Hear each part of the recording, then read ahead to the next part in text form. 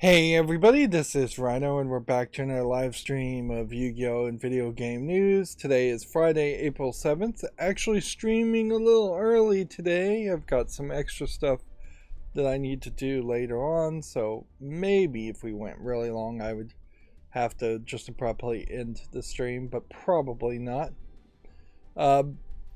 My medium emergency has probably now was reduced down to just a minor emergency, but I still am kind of in minor emergency mode where I'm just really busy.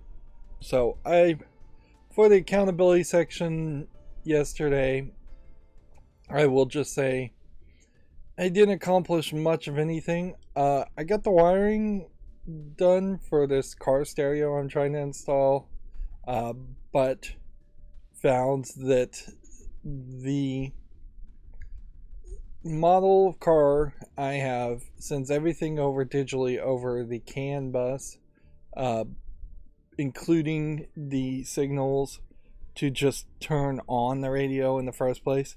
I was hoping, fingers crossed, there was almost a zero chance of this being the case, but I was hoping that the analog connections might just work, that there might be just enough to power the radio I've got on and get it to do 80 to 90% of the things that the stock radio did, but no, couldn't get it that far.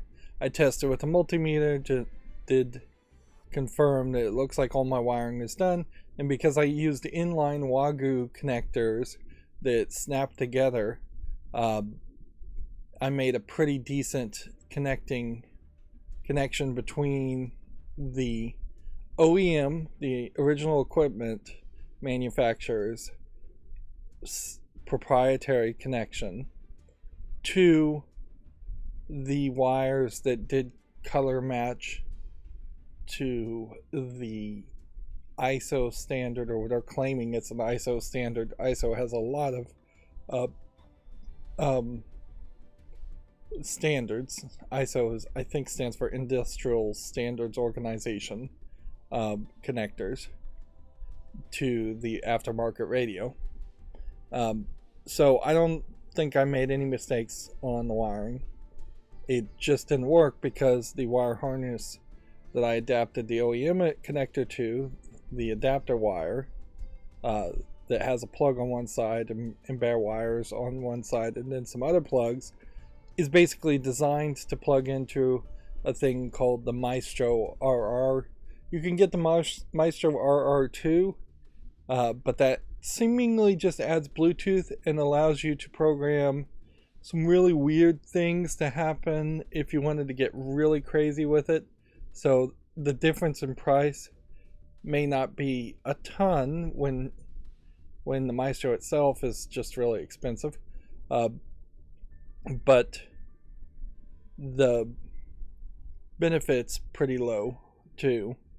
Like you kind of, the RR2 mostly sells itself as being reprogrammable via Bluetooth, and you never would need to really reprogram it. What kills you with the Maestro RR is the fact that some cards are going to be changed here. Let's not sit on the screen anymore. Then I guess there's a new selection pack, Blessings of Nature. But what kills you about the Maestro RR is the fact that, while the base unit may be a little cheaper, it's like maybe around $120, $150, then you're going to spend a ridiculous amount of money for the cable harness, which is $30 or $40, and that's really expensive. But the problem is they can get away with that because there's a different cable connecting harness based on the different models of cars. So, and somebody there is just manually, almost certainly, putting these cable harnesses together in small batches and small numbers. So yeah, everything went well as far as my effort, but nothing actually succeeded, which is a crazy thing to potentially say. And yeah, the whole thing's really a boondoggle in that for nearly the price of an Xbox Series X, I am putting in a kind of cheap Chinese, hopefully good quality radio that is still somehow miles ahead of what would be a nearly 10-year-old stock radio in my car, just because it has Android Auto and CarPlay. That being said, the radio I bought also as a boondoggle is probably not wireless, and I have found a model that is wireless and would have GPS built into it, and I think sat nav built into it also. So there is really a decent argument that I'm probably going to just send back the aftermarket radio I bought and get a different one, the Q98, Q95. I saw a review on that online, and it seems like it has the wireless functionality of Android Auto and CarPlay and GPS built in when it's not connected to a phone, which would be very nice. Yeah, I'm not even really looking for anything great. I would have needed the Maestro RR to put any kind of aftermarket radio in it, and so that is it. Just kind of sucks. You're spending like $200 for this adapter computer to turn digital to analog, then you're spending $200 again for an aftermarket radio, which is not even a high cost radio. Easily you'd spend more. Oops. Really didn't need to summon that one, but okay. So yeah, it's a financial boondoggle, but I do think it will work. And in my specific situation, and this really is the only situation where I would have ever considered changing a car radio, it's going to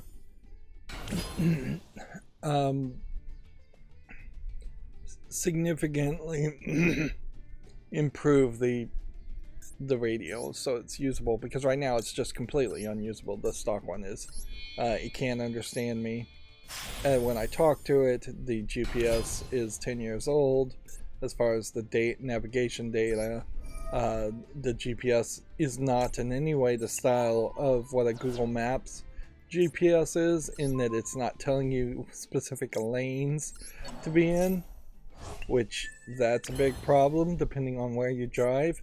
If you have a lot of roads that have lanes that go only straight, or only turn to the left, or turn to the left in the left turning lane, or turn to the left in the right turning lane, because that's, or inner and outer left turning lanes, that's a big issue where I drive. Certainly is that you have to be in the right lane, and you have to know where to be in the right lane early. You have to know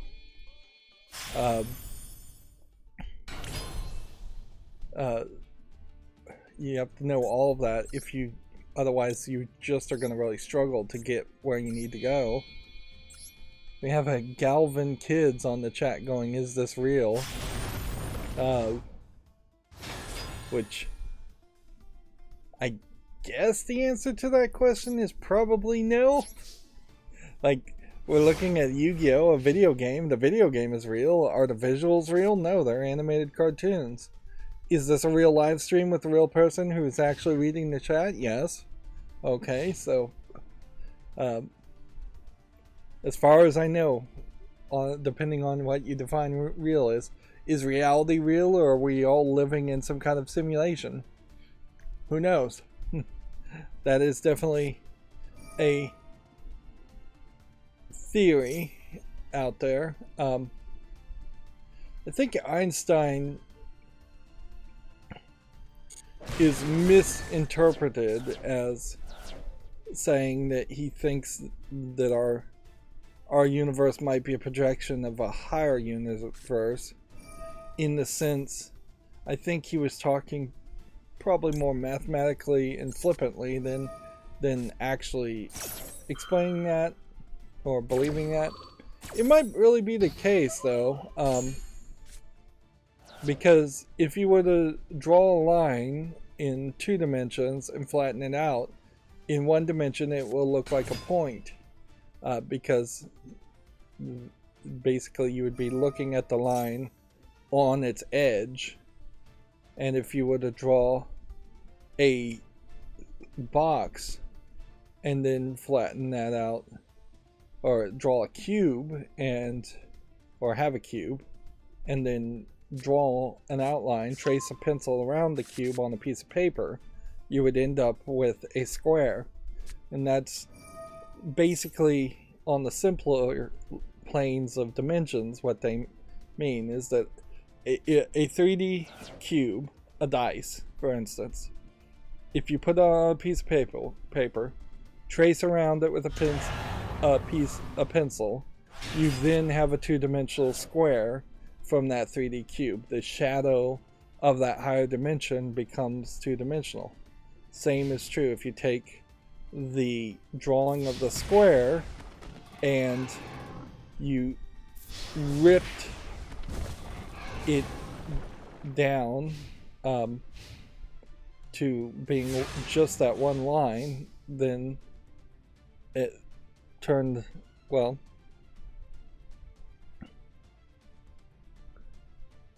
yeah, it's a lot harder to go from 2-dimensional to 1-dimensional. But the square itself would turn into a line in 1 dimension.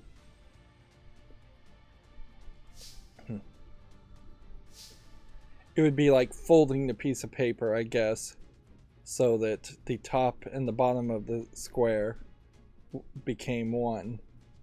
And then you would only have a left and a right line. Galvin says finally on the chat.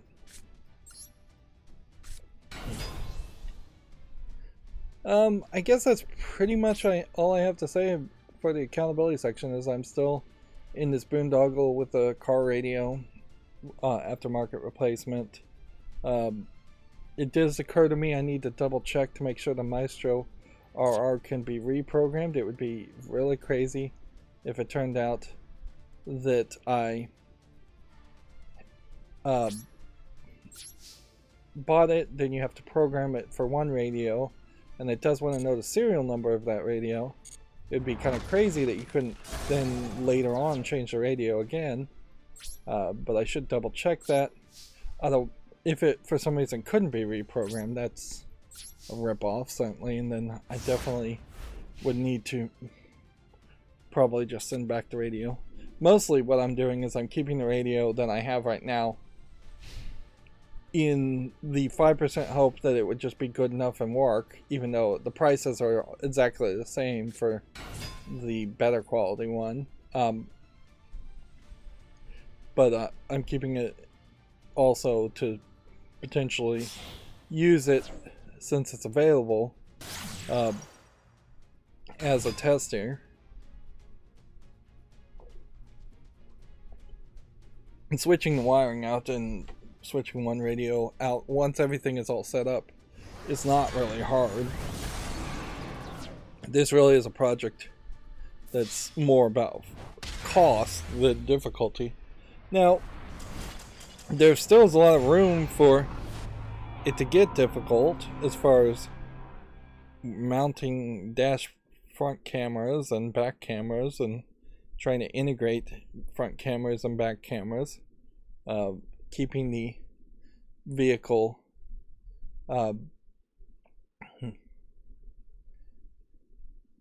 keeping the vehicle entertainment system working and working in a decent way.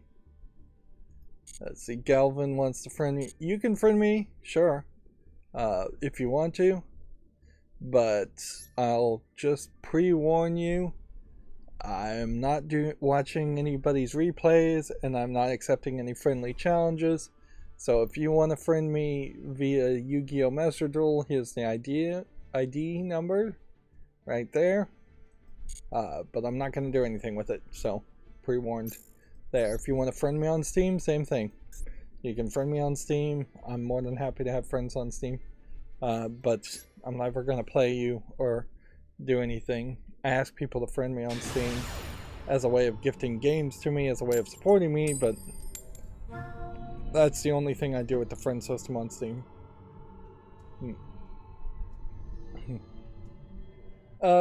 Since there's a small chance of me having to leave fairly quickly, I probably should just jump into the news fairly quickly. There's really nothing else to say. I didn't get another Yu-Gi-Oh! Solo going. My thumbs have been hurting lately, and I don't know if there's any legitimate reason as to why that would be the case. So YouTube Gaming highlights here that over 100 plus billion views happened in their, I guess, general estimate as far as around the Super Mario movies. I assume this is around just the Super Mario movie, and it's not 100 plus billion views overall as far as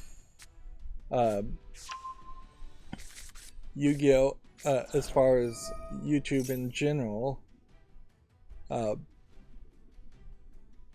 It doesn't really help the movie too much, though, if it turns out a ton of people watched YouTubers talking about the Mario movie, and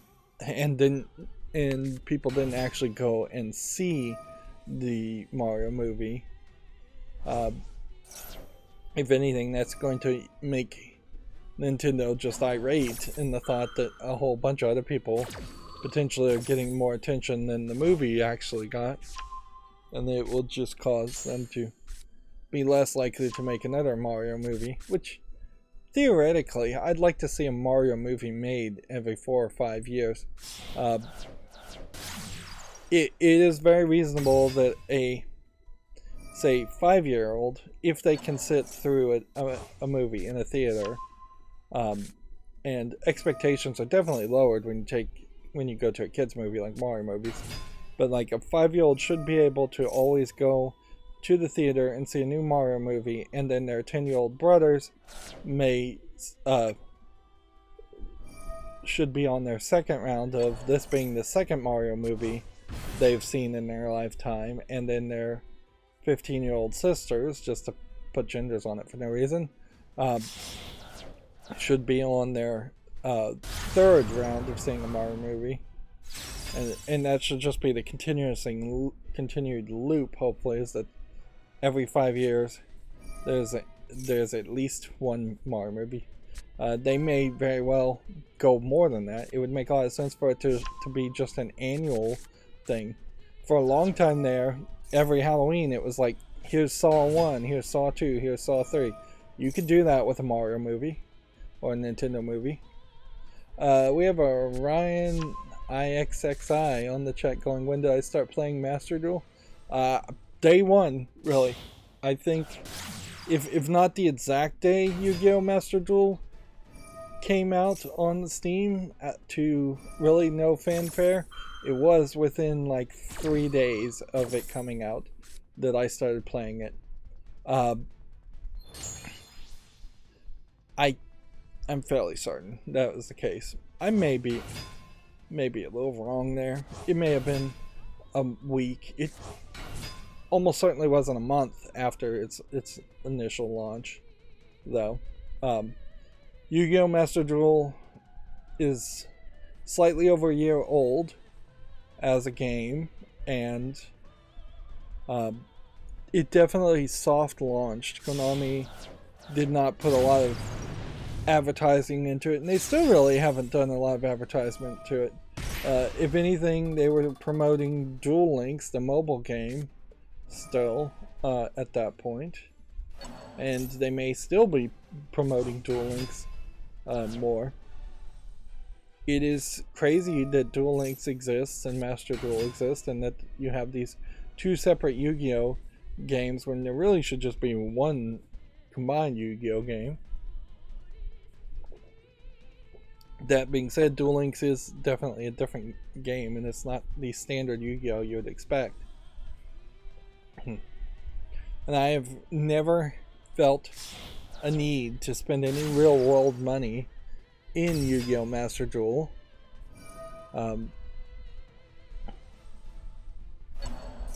Before playing Yu-Gi-Oh Master Duel, I was playing Shadowverse, which is a more Japanese focused, or better known in Japan, collectible card game.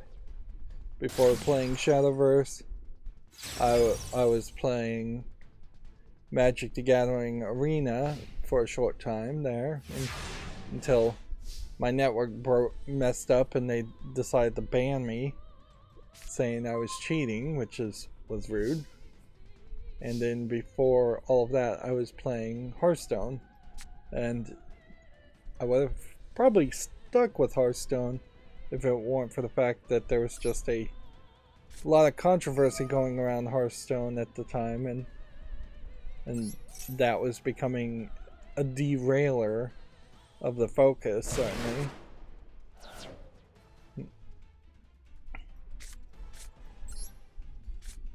This guy may have played a card that defeats all of my strategies. If that's the case, then I'm done for here. Master Duel started off pretty good and has stayed pretty good. It hasn't really added a ton. You have gotten a lot of extra solo modes, but solo modes don't matter. You've gotten a lot of extra accessories to decorate the boards and different play fields, but none of that really matters. As far as adding cards, they probably added maybe 2,000 cards at most from the point where they launched, and that's pretty much it. Then the problem that it, I think, inherently runs into is that there's just too many cards in Yu-Gi-Oh! The card game in the real world, and you have to get all those cards in the digital game, so you are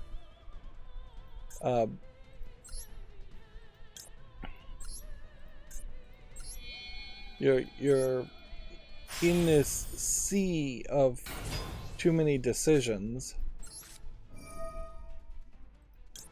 And so what I've done to be somewhat successful in Yu-Gi-Oh! Master Duel is I've just gone online to make this Zodiac Tri-Brigade deck, and in the Zodiac Tri-Brigade deck I've won well enough that I've never had to go online to look up a major meta game different deck, and it gets me in the mid gold tier every month. One of the things that has also been a problem, certainly with Yu-Gi-Oh, is that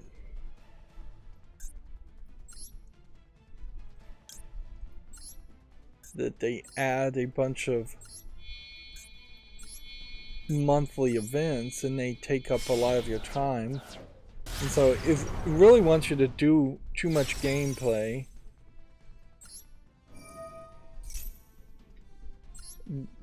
and that too much gameplay becomes a distraction from just playing ranked, They've added a bunch of solo modes. The solo modes don't really matter though.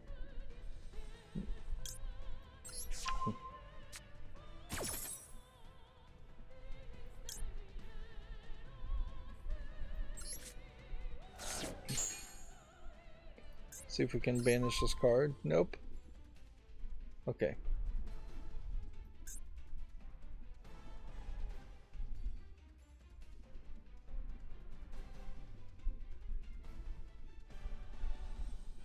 So unless focusing and destroying this card changes things,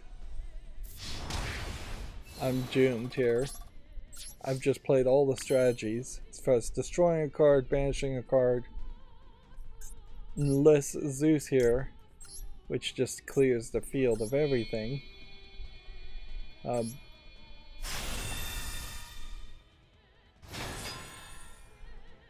The main Galvin on here asks, do I own the Millennium set? I don't know what you mean by Millennium set, but if it's an accessory on the field, a decoration like this or anything, that I own it. I don't think there's a single thing in the game I haven't been able to earn enough gems on.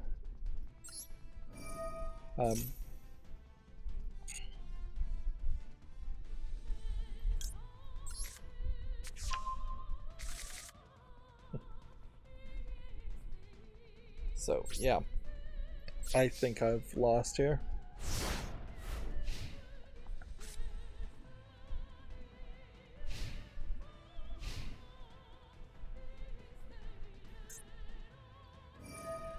Unless there's some trick here.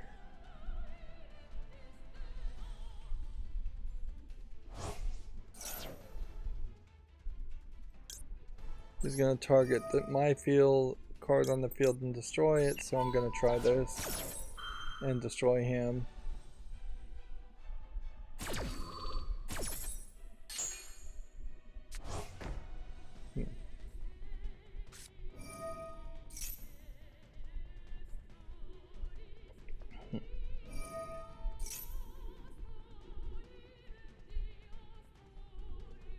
Gavin said it was an update. Oh.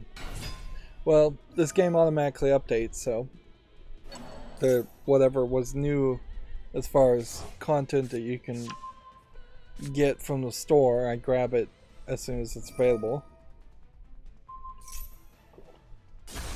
It just doesn't... None of it really matters. The Millennium set, Millennium items, and that Series 1 of Yu-Gi-Oh! With the Egyptian god cards and all of that is not quite playable in the meta.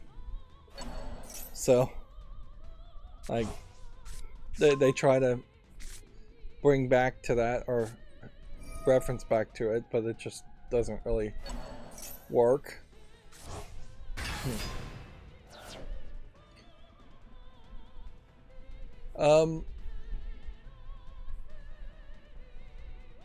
Who linked to this? It wasn't the ESA. Oh yeah. The Child's Play charity linked to this article, level up your video game knowledge, an interview with a child life gaming and technology specialist. This would be someone, I imagine, that is hired by a hospital to be in charge of, like, making sure video games are playable by immunocompromised, hospitalized children. Hospitals get ripped off because they've created special rules as far as not passing on germs, and then equipment has to work around that. Hospitals don't mind being ripped off because they're just charging people's insurance as health insurance, which then rips off everybody. But there is also logic in their rules too. They aren't just ridiculous made up rules. So you have here an example of a girl playing with like a PlayStation controller with their thumbs on both analog sticks, which questionably, I don't know how many PlayStation games can be played that way. But some of the rules specifically say that each kid needs to have his own controller when they're wireless. That's fine, but there is also kind of this desire to have wired. There used to be major anti-wireless technology of any kind in hospitals. They were afraid it was going to mess up pacemakers. Now they've come down to the realization, much like airplanes, that you don't really need to put things in airplane mode even when you're on an airplane, and you don't have to turn off your cell phone in a hospital. There's special requirements as far as they're going to spray or wipe down with probably a bleach type cleaning product controllers in between each use, which that's not a bad idea too. If you're running with multiple kids from multiple places, like if childcare situation, spraying down toys and controllers with like Lysol and then leaving them alone and not touching them for like 20-30 minutes is the right way to kill germs. You can't just spray it down with Lysol and then it instantly kills all the germs on it. It'll kill most of it, and that's good enough for most non-immunocompromised people. But for actual immunocompromised, yeah, you're going to try and actually sterilize the controllers. But yeah, basically every surface is cleaned. This interview is not too long. If I was going to really read it, then also they're pushing towards like Minecraft Education Edition and specific games like that are pushed and promoted. Where in reality, you don't really need that much. Like, there are already TVs in hospitals, so just plugging a PlayStation 5 or Xbox Series S, Series X into it,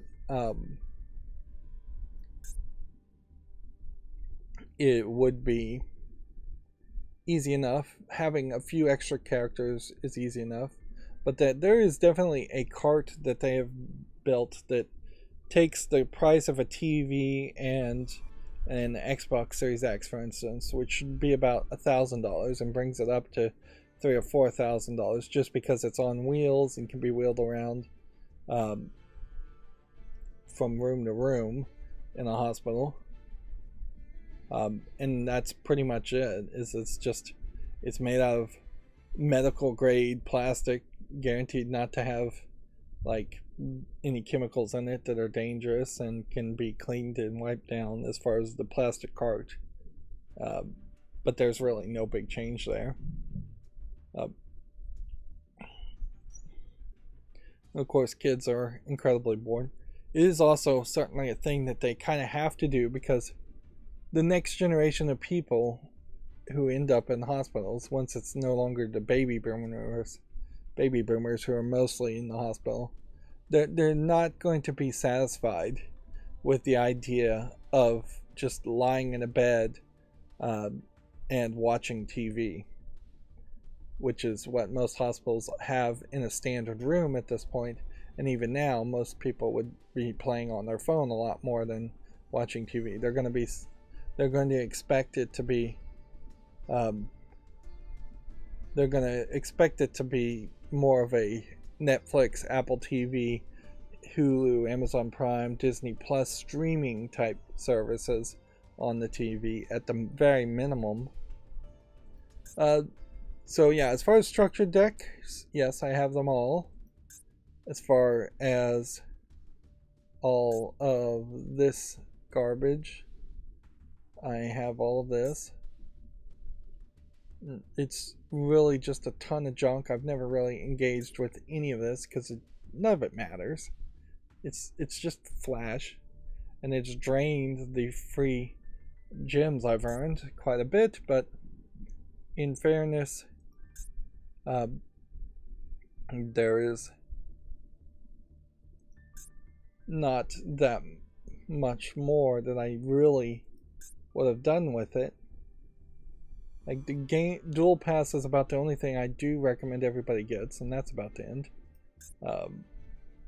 These bundled deals are pretty good. Buying additional deck slots only makes sense if you build a bunch of decks and actually play them. But yeah, the vast majority of the free gems I've done through Daily Quest has literally just been selected by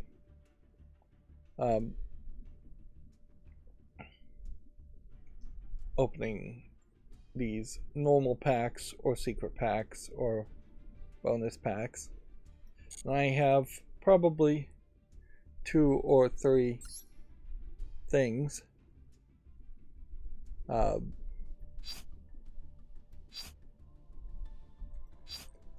Well, Galvin, you said, can you say yes to my friend request? No, I cannot. It's not here. Did you type the numbers in right? 837-547-878. Yep, and that's the last time I'm going to deal with that. If you send me the friend request and I get it, I will accept it after the stream. Instead, let's entertain the vast majority of other people and continue playing.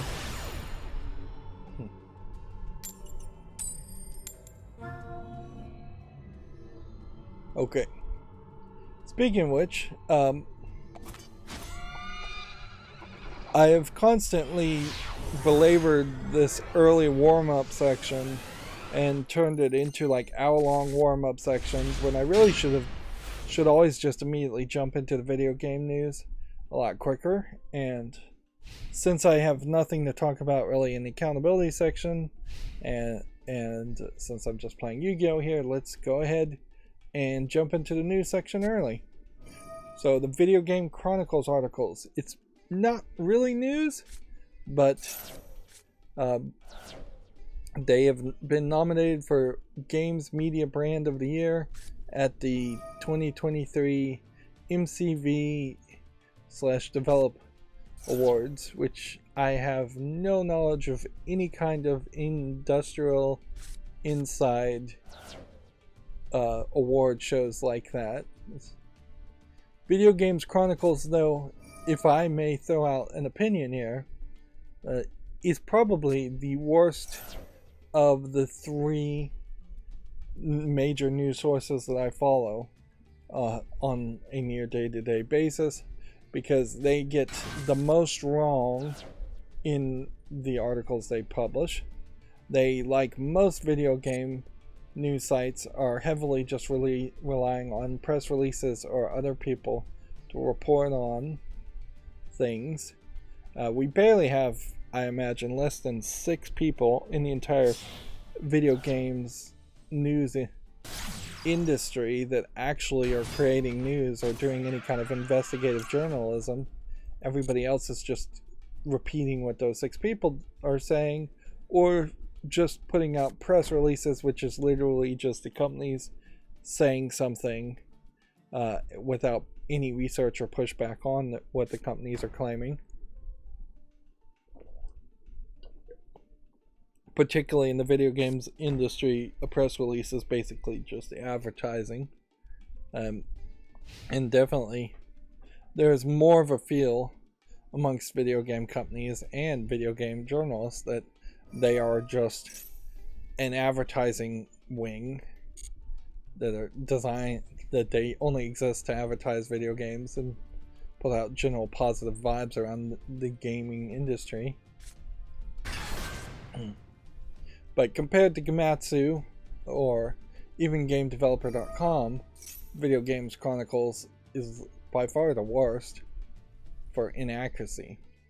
GameDeveloper.com is annoying because they have an agenda that they wear on their sleeve very often, where if they don't like a company, they will spend 2 or 3 months repeating the same stories or trying to expand on the same concept.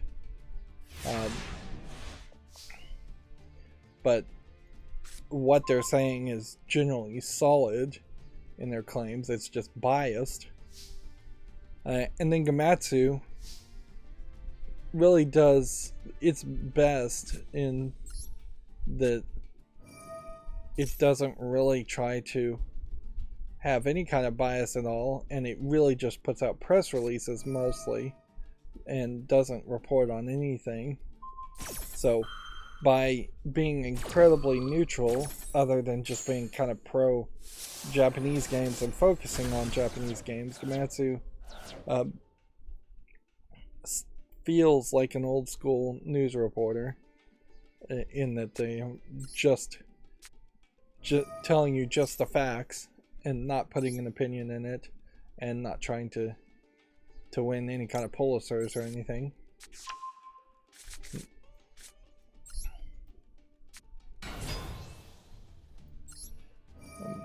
The Final Fantasy Pixel Remasters games are getting a remake and a new pixel based font, which, yeah, last thing I think I would really want is a pixel based font for any game.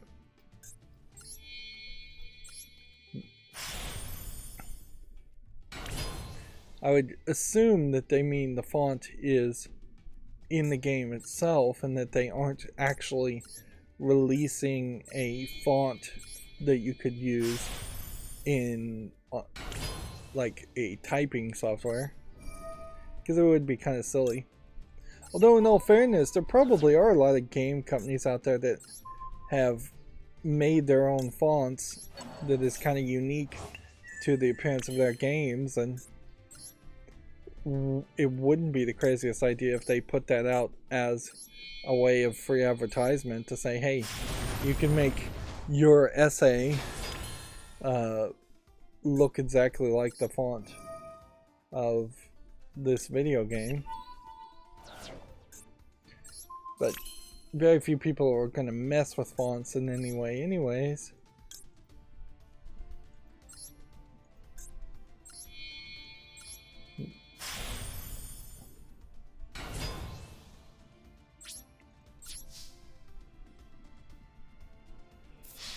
Let's see. We have another card that's difficult to destroy.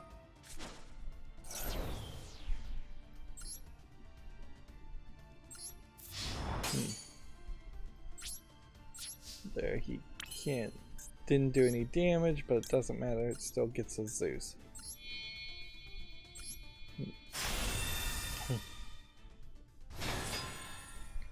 And in the turn, let's see.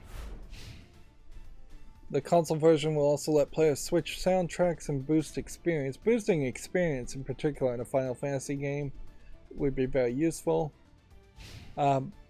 These are the very, very early Final Fantasy games, and it is questionable whether it's really worth it to play any of them, particularly if you don't have any nostalgia for them.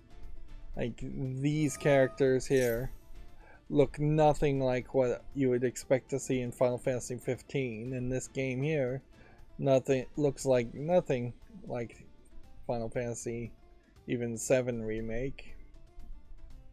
And so you have Final Fantasy 2, 3, 4, 5, and 6 here being remastered, very possibly not in a particularly good way.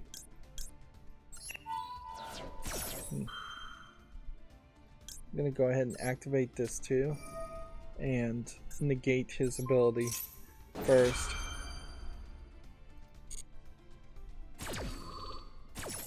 Since this card's gonna be destroyed.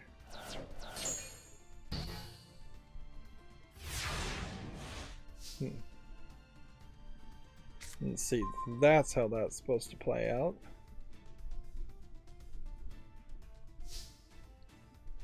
Guy's taking forever. He has like one card.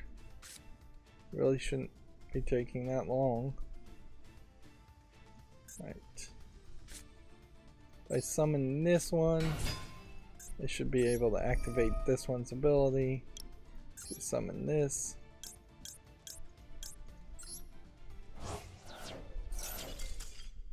surrenders because he sees who's gonna lose.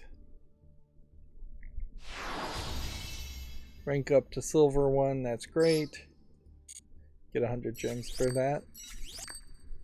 Getting up to gold is the minimum. I don't think you can fall down from gold, but ideally I want to get to platinum before this season ends.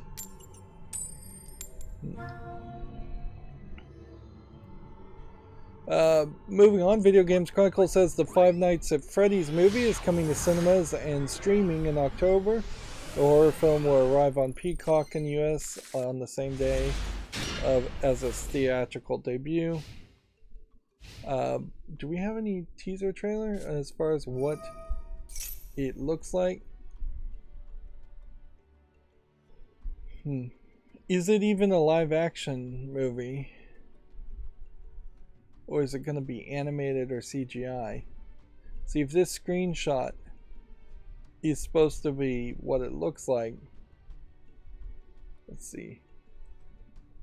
This is a trailer for the video game here. This is another problem with Video Games Chronicles, which really highlights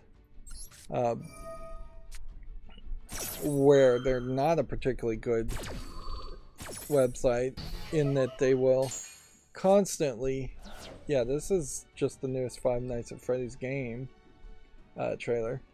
They'll constantly have screenshots that aren't the best for their main screenshots, but they just require a screenshot, and then they'll constantly have a video that they have to have in every article, even if the video is just not really connected at all. And then there's just pop-up player. And I have ad blockers blocking a ton of ads and things here. Let's just go ahead and show what Video Game Chronicles kind of looks like.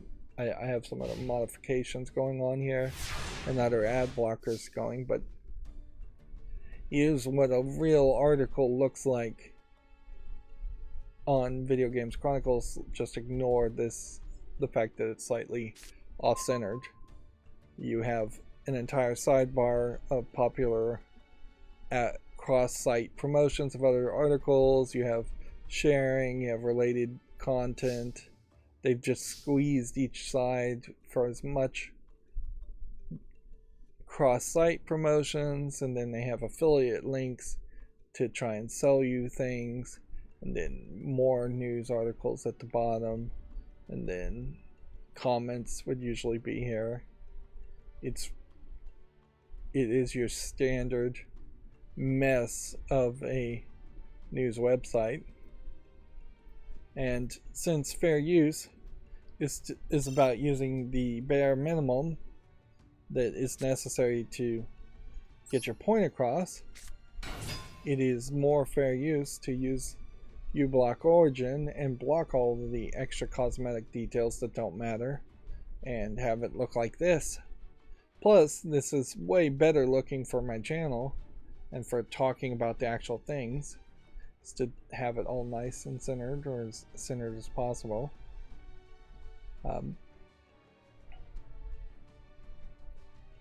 It would be crazy if the video game, I mean, it's very possible that the annual video game we get is a Five Nights at Freddy's video game movie instead of a Mario movie. And you could certainly see that going in that direction, where you have Five Nights at Freddy's movies coming out in Halloween times, October, and then other kids movies coming out otherwise. We may see a lot of kids movies come out, as the theaters are going to start realizing adults have completely lost interest in going to theaters. If I was the maker of the Five Nights at Freddy's movie, I would have probably tried to rush it and have it in the theaters at the same time as the Mario movie. That way kids could go buy Mario movie tickets and sneak to watch Five Nights at Freddy's instead. That doesn't help the numbers and the profits for Five Nights at Freddy's. But if it was the same production company making both of them, or the same parent company making both movies, they wouldn't care in that case. Or, at the very least, it would be an argument you could make, even if it didn't actually happen. There's definitely a lot of things like that happened in the past where people would buy, teenagers would buy tickets for a PG-13 movie, and then they would sneak into the rated R movie.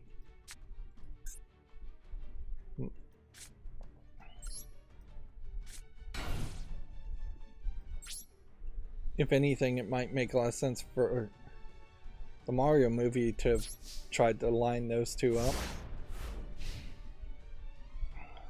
That way they would get more ticket sales for the Mario movie than people who had actually watched it.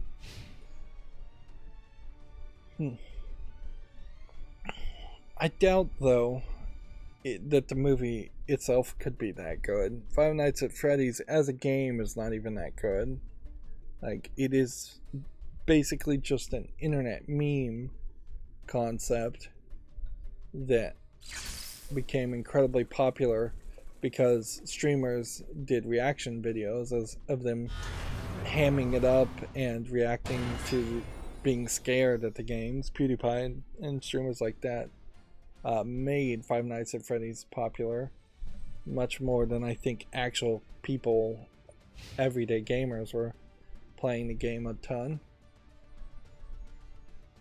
So I would have to hope that the Five Nights at Freddy's movie, which, if it's live action, that's a little bit more interesting just because of the visual challenge there, but otherwise, if it's animated, I have to just assume it's not going to be that much of a good quality movie. So I'd have to assume that they would want to just do it quick and cheap and make as much profit as possible. Moving on, the April Fool's Day game, The Murder of Sonic the Hedgehog, has been downloaded 1 million times in 5 days.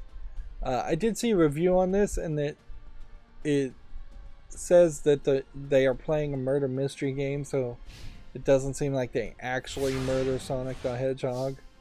But yeah. People, because the game was free, downloaded it 1 million times, but they got exactly 0 sales from that as far as direct sales for that game. What would be a lot better is if Sega could say they saw a respectable bump in the sales of Sonic Frontier, or even Sonic Origins Plus,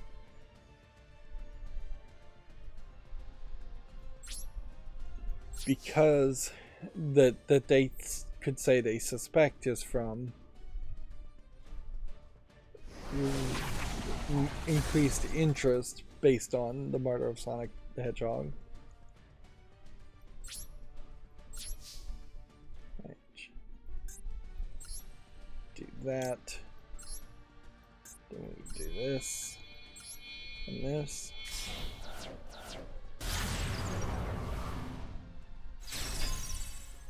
Then we activate this ability. We banish this card. And then that lets me activate this, which means I can toss like this. Then we'll destroy one of these, and then destroy one of these.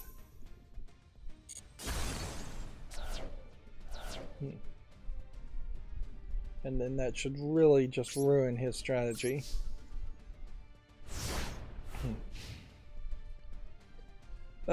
Video Games Chronicle says a new Sony patent shows a controller that can change temperature. The design could theoretically make players warmer or cooler at certain points of the game. Not sure how many people would really want that. I think I've probably seen a few controllers that that try to have better cooling in your hand if you happen to sweat quite a bit, but yeah. I question how you would do that also, if I think about that. Because there's a piezoelectric plate that can warm and cool things, but it takes a ridiculously large amount of DC current. So you probably couldn't have that happen. And you could probably shock somebody's hand with a very low voltage and make it feel like it's warmer, but that's probably not safe.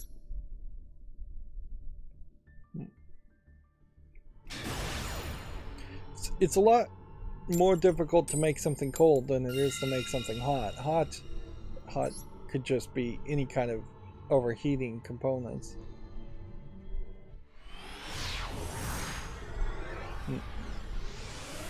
When I first looked at this article, I thought they were just saying that the color would change based on temperature, and there is definitely chemicals that can do that you could put in the paint where it would change color based on the temperature of your hand.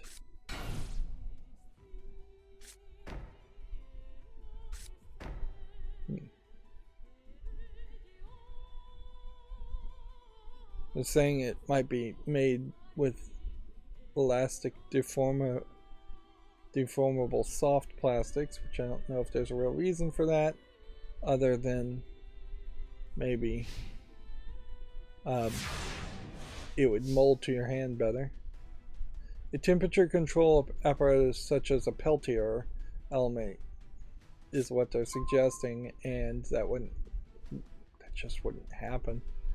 This really shows an example of, I think, Sony patenting something so other people can't make it, but particularly the technology there just does not make sense. Unless they're talking about a plugged-in controller. Now, if they're talking about a plugged-in controller, I guess I could believe at that point that you could pull enough current, but I bet you can't even do that, because a plugged-in controller would have to be plugged into a wall outlet basically, and a big AC to DC transformer brick. You couldn't just plug it into the USB on a PlayStation 5. And if anything, these patents, or the fact that you legally can patent somewhat simplistic ideas such as a heating and cooling apparatus in the controller,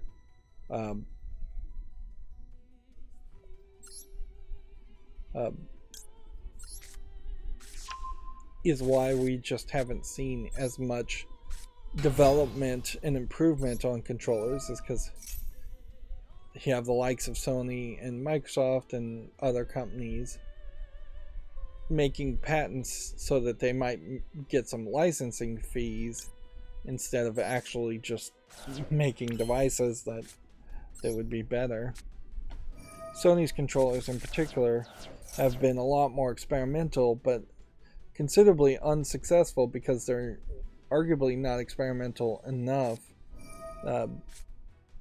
Whereas Microsoft has not been experimental at all, and so they've only been successful in the sense that they've not wasted as much funding on research and development as they probably should have been. It has created massive stagnation.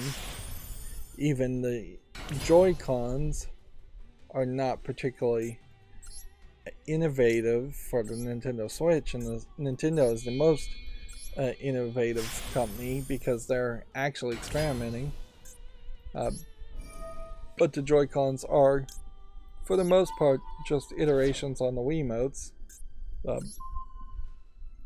with HD rumble and gyroscope controls, things like that.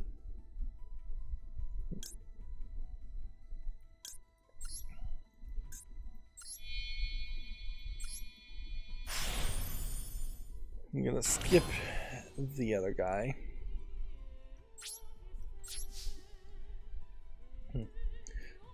I tried at one point to use a Peltier device to make a air conditioner.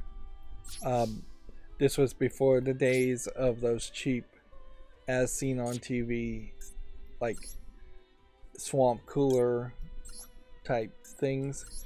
Most of those don't work either, where it is just like a computer fan and it's spraying over a wet membrane to spray moisture.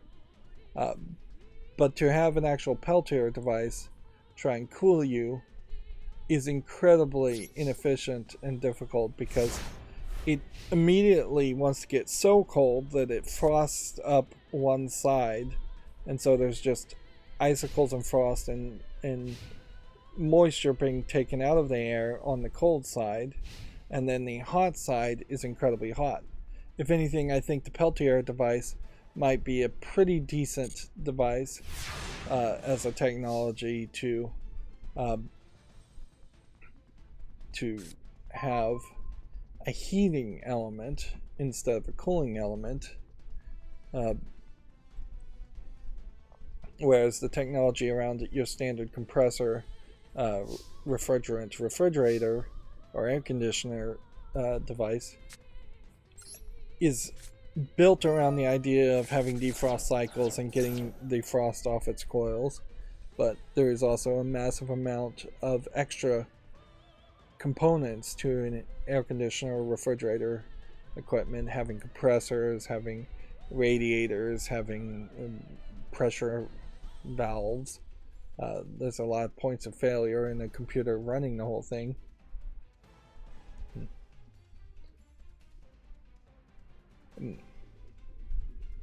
Suppose if there was some like chemical that you could just run a little bit of electricity through and it would get a little warm, that might work in a controller. But the cold part is kind of impossible. You're not going to run electricity into something and make something cold. You're going to have to remove heat somehow. The best thing I guess I could say, though, is somebody that does have, and this is maybe revealing something a little too personal, I have a fancy, somewhat fancy, it's actually pretty cheap, bidet toilet seat. And one of the things I've found that's very nice about that is it has a seat warming technology in it, and the seat warming technology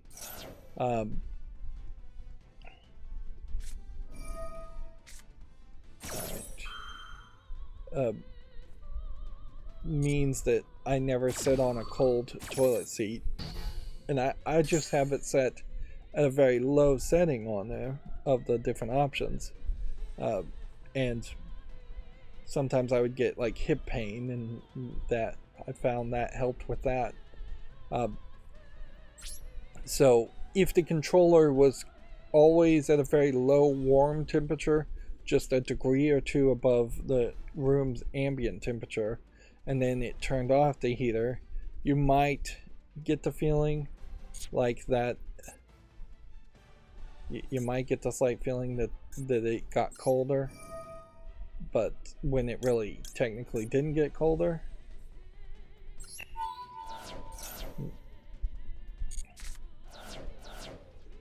That's about the only thing I could think you could do to make it colder, though. Otherwise, what you would have to do is you'd have to try and have active fans. And honestly, having an active fan would probably be better anyways.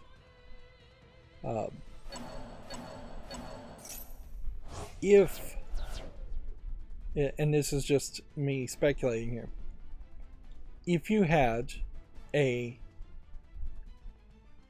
fan that was going inside here, spinning, and then went through holes down this way, so there was just little holes drilled into this, and if that fan, and this is really making an assumption that there's no circuit boards here in the handle grips, if that fan could potentially shift its weight and become a rumble motor on the same motor. I don't know how you would specifically do that, but you might be able to merge two technologies there and save on component parts.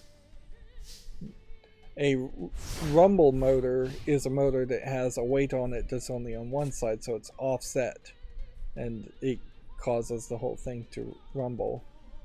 So you would need to figure out a way to switch from the offset weight to just a balanced cooling fan, or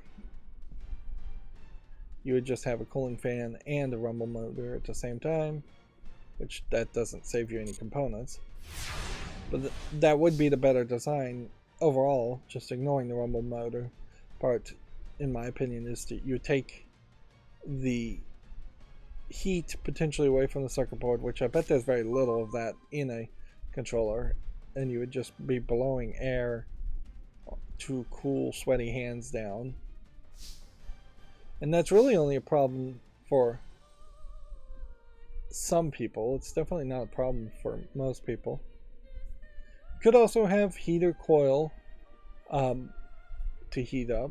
You could have resistive wire heating coil things. I bought a jacket that has that, where you plug in a battery pack and you get several hours of heating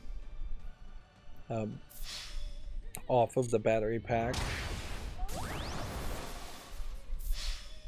But yeah, cooling's always the problem. Yeah, because heat is energy, and energy can only be moved around. It can't be destroyed. So to make anything cold, you actively have to just remove the heat from it and put it somewhere else.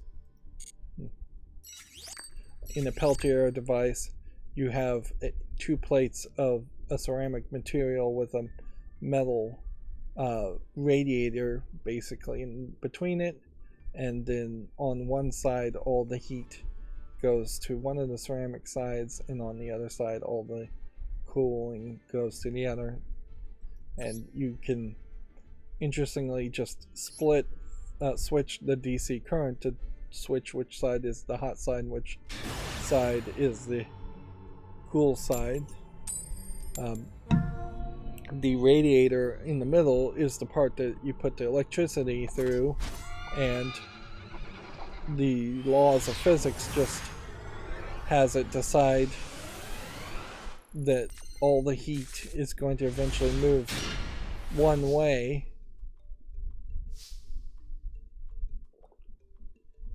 to one surface versus the other.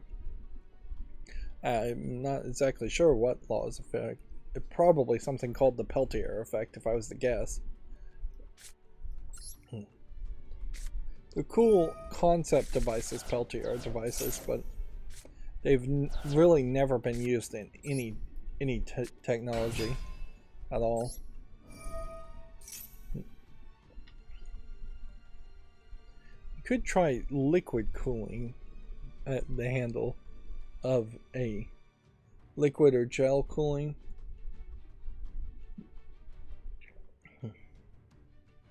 That would probably be the better way if you were going to try and cool this. And I don't see a way any of this works without it being plugged into a wall outlet and becoming a wired controller, but yeah. And I really am just rambling here. If you had, let's say, liquid cooling radiator coils here, and then it pumped liquid into a hot radiator here. So it basically, you'd need heat sinks would be the better description. So yeah, if you had like a CPU heat sink equivalent here and here, and a radiator up here, and you were pumping the water around and blowing air over it, you could possibly make it feel a little bit cooler, but arguably you're not making it any cooler, because even in a computer design, the heatsink is just taking the air that is hotter that's on the CPU and putting it outside into the room. And so at best, it's just trying to get your computer to balance out to the rest of the room. Without doing a compressor and having a refrigerant in it, cannot make a CPU colder than the room it's in. So inherently in liquid cooling or fan cooling either for computers, there's an assumption that your computer will never get any colder than what the room is, and there's an assumption that you're going to have a room that is air conditioned with an air conditioner of some sort.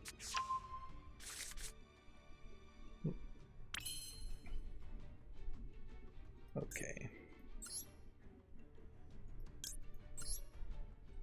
I probably should stop talking about this, but yeah. Because it really is just a ridiculous patent. A patent that even if other people could use it, if the patent was rejected, the technology is non-existent unless they've figured something out. There is this new solid-state cooling technology that sounds really cool that I saw. But again, it's just blowing air, so it's only cooling things like CPUs that are hotter than the ambient air around it. It's not going to cool anything down below what the ambient air temperature is.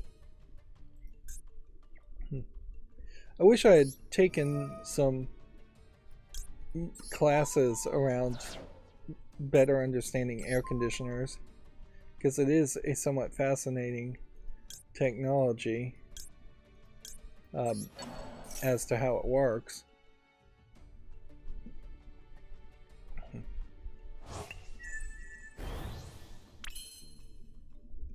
But alas, I was a computer nerd who took computer programming classes, which that in itself is also somewhat fascinating, but can at times be a little boring too, or for people uninterested. Inherently, not to get into a big rant, I mostly found people were uninterested in most things in the world. And even in all fairness, even when I was in school, I was mostly uninterested in what people were trying to teach me. It was only years after being out of school that I started to become more of a person who was interested in learning things. There's kind of a big difference between having boring stuff like reading, writing, and arithmetic, which I think almost everybody would agree is boring, shoved down your throat, versus actually having an interest in learning something and seeking that out. And I definitely would not say that my school years led me to become a person interested in learning things. If anything, they did the exact opposite. I had to overcome that once I was out of school.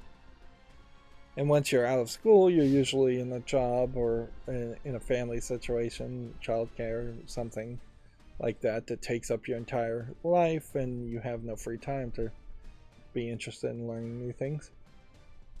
I think this will be our last game. We've made a good amount of progress for today. And this guy's playing slow, so let's see. A live-action Minecraft movie, or the live-action Minecraft movie, has been dated for 2025. The film will star Jason Momoa and be directed by Napoleon Dynamite's Jared Hess. I have to severely question whether a live-action Minecraft movie makes sense, because inherently You either are going to have an incredibly creepy visuals of live action people having CGI to morph everything, their heads, their bodies, into squares, or they're in a square world, or you drop the whole blocky squareness of Minecraft and then it doesn't feel like Minecraft. Best case scenario, I imagine you could say that the live action characters end up in the Minecraft world, kind of like a Jumanji thing. That might work fairly well. Where it's live action round people in a square Minecraft blocky world.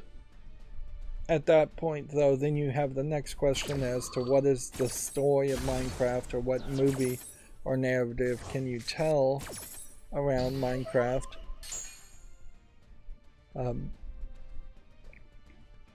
Because generally when you are playing Minecraft, you're in a world, you're building, you're farming, you're fighting creepers and skeletons. You eventually get to the nether through a process of, I think you have to do some stuff in the nether to get to the end, but maybe you don't even have to get to the nether or do the nether part at all to get to the end. And then you get to the end, you fight a big dragon, and then you jump through the portal. And that technically is supposed to be the end of the game. Although, in all fairness, over the years there's been a lot of content that is kind of beyond that point. That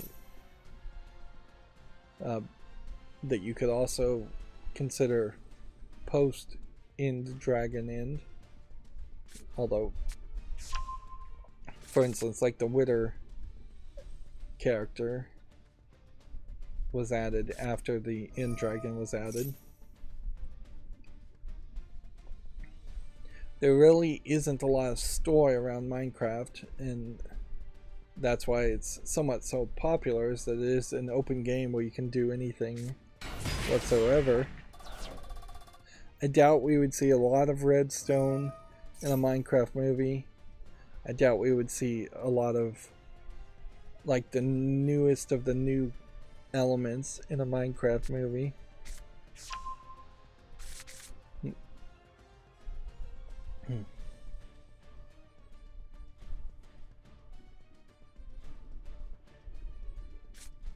Yeah.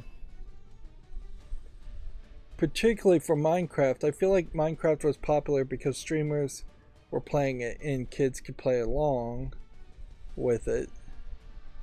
And the closest comparison you would definitely want to make for theatrical movies would be the Lego Movie. And if you think about the Lego Movie, the first one in particular, what does it do? It takes the Lego visuals and then wraps a completely disconnected story around it, really, where you introduce Lucy and the main guy character, I forget his name. You introduce all of that, and you have the Everything is Awesome song, and then Unikitty and characters like that. Like, you could easily have made the first Lego Movie not out of Lego, and instead made it out of Minecraft bricks, and it would have been just as successful. And I imagine that's what they probably are going to try and do, is that they're going to try and tell a story that has really no connection whatsoever to Minecraft, and then just have Minecraft visuals. But I don't know why you would do that in live action.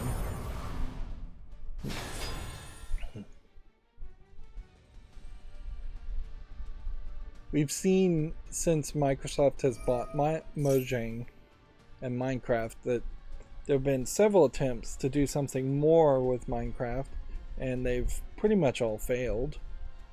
The Telltale Minecraft game being about the only one that somewhat succeeded. And I suppose they could make a live action movie and tell a similar story around like that. I don't know how Minecrafty that really is going to feel, though. because even the Telltale Minecraft game really wasn't that Minecrafty.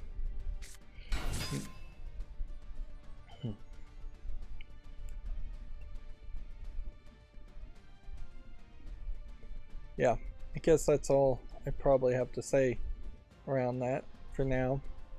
There's still plenty of time for this movie to never happen and be canceled. Let's see. Video Games Chronicle says Gamescom opening night live returns this August. The host and producer Jeff Keighley says he's excited to be back in Cologne with the fans and industry. So Jeff Keighley at this point has, I think, 3 different events that he's doing each year. Of course, with E3 being canceled, he's definitely succeeding where others are failing.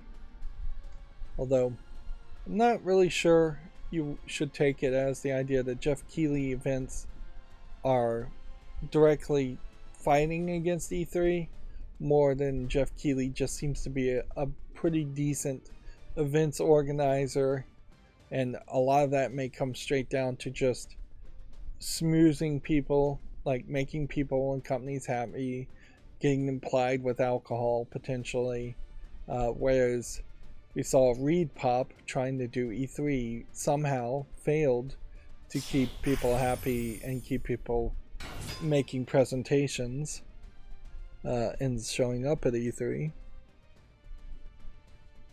Gamescom being the German event is definitely getting an opening night live presentation by Jeff Keighley is going to make Gamescom increasingly seem more relevant as a major player of where games are shown.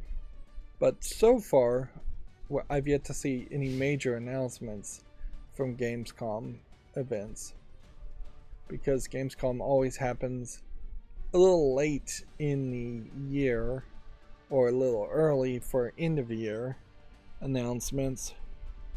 Like, let's see if there's an actual date here.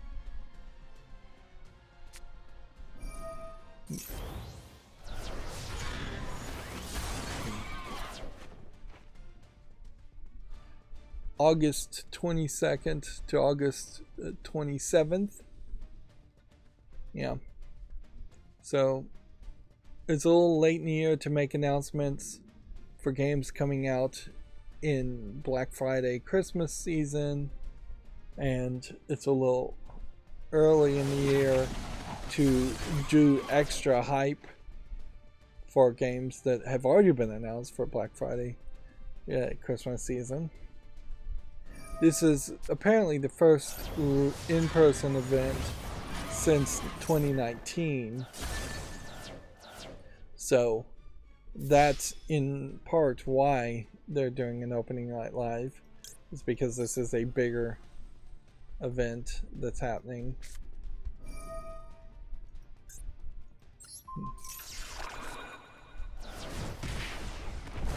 I was hoping that would have lowered his attack, but whatever.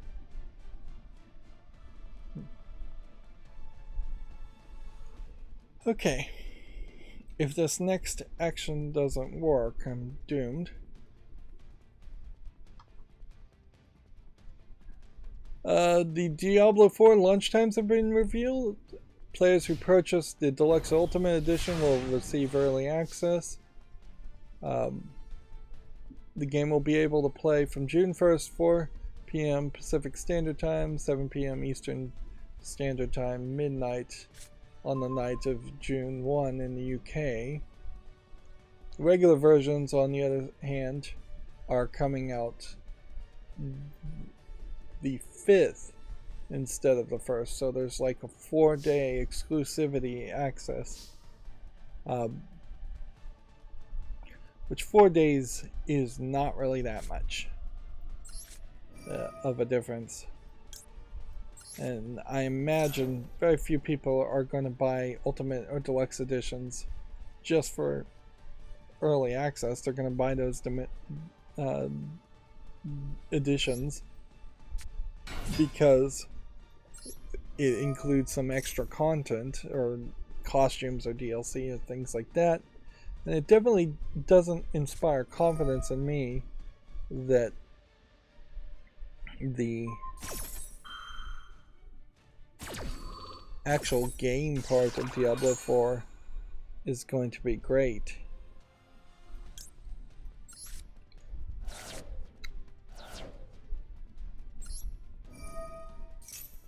Yeah, because the gameplay part may actually be great, but then it may be bogged down by a bunch of microtransactions and monetization stuff.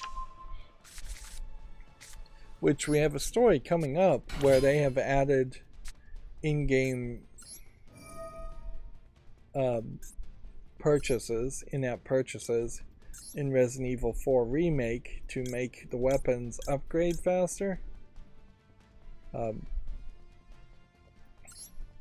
Which, that's an unfortunate turn of events. Certainly. It's not a good idea to try and pull fast ones for Resident Evil 4. Alright, this guy has wrecked me. This other guy has wrecked me.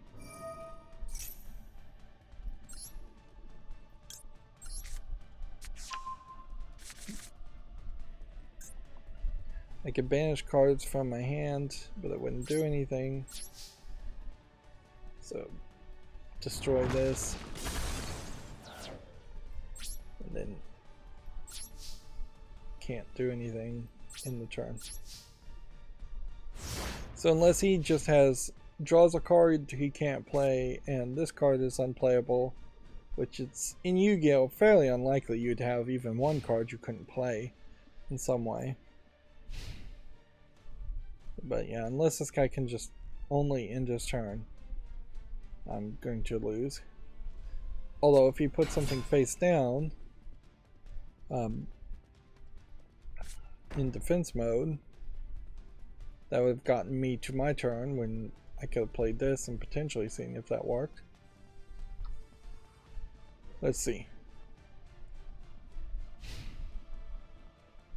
Sony has responded to the UK regulator's reverse stance on the Microsoft Activision deal, calling it surprising and irrational. The CMA now says the merger wouldn't significantly lessen competition. So yeah, someone got an interview with Jim Ryan, I'm sure, and he is just like, or maybe this is even the lawyers calling it surprising and irrational. Arguably, one of the things that should be focused on, I think, as far as news reporting journalism, is the idea that if somebody hires a lawyer and a lawyer throws out an idea or says something in an interview or in a court filing, that shouldn't really be held against the company, Sony. And I hate, because if this was not a civil type argument being made, if this was a legal argument, let's say you're in court because somebody found drugs in your house. Like a good lawyer is going to argue reasonable doubt type arguments all over the place. They're going to push often multiple narratives and concepts saying, well, maybe the drugs were left by this other person that had access to the house, or maybe the drugs were there before you moved into the house. They're going to make anything that could be potentially reasonable doubt and make the argument that you wouldn't have had knowledge there. It's not particularly great journalism, in my opinion. The O.J. Simpson case is probably a great example on that, in that I'm fairly certain the O.J.'s lawyers argued several different scenarios of who the killer could be, if because it wasn't O.J. was their argument, and that somewhat worked in that case. So you have kind of like a similar case a lot of times where, yeah, we're done with Yu-Gi-Oh! At this point. There's some daily quests I could try to work on, but I'm not going to. Uh, it's the same case when you have lawyers trying to convince the government is that they're going to put in a bunch of filings. Let's see. Why did that not work? Let's try that again. There we go. Blur is now enabled instead.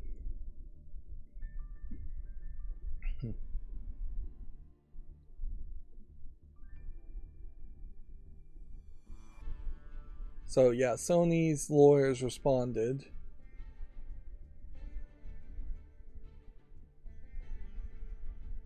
And I guess technically it is Sony's lawyers working for behalf of Sony, and since corporations are just the conglomeration of people who work in a company, not to say corporations are actually people or individuals, which because they aren't.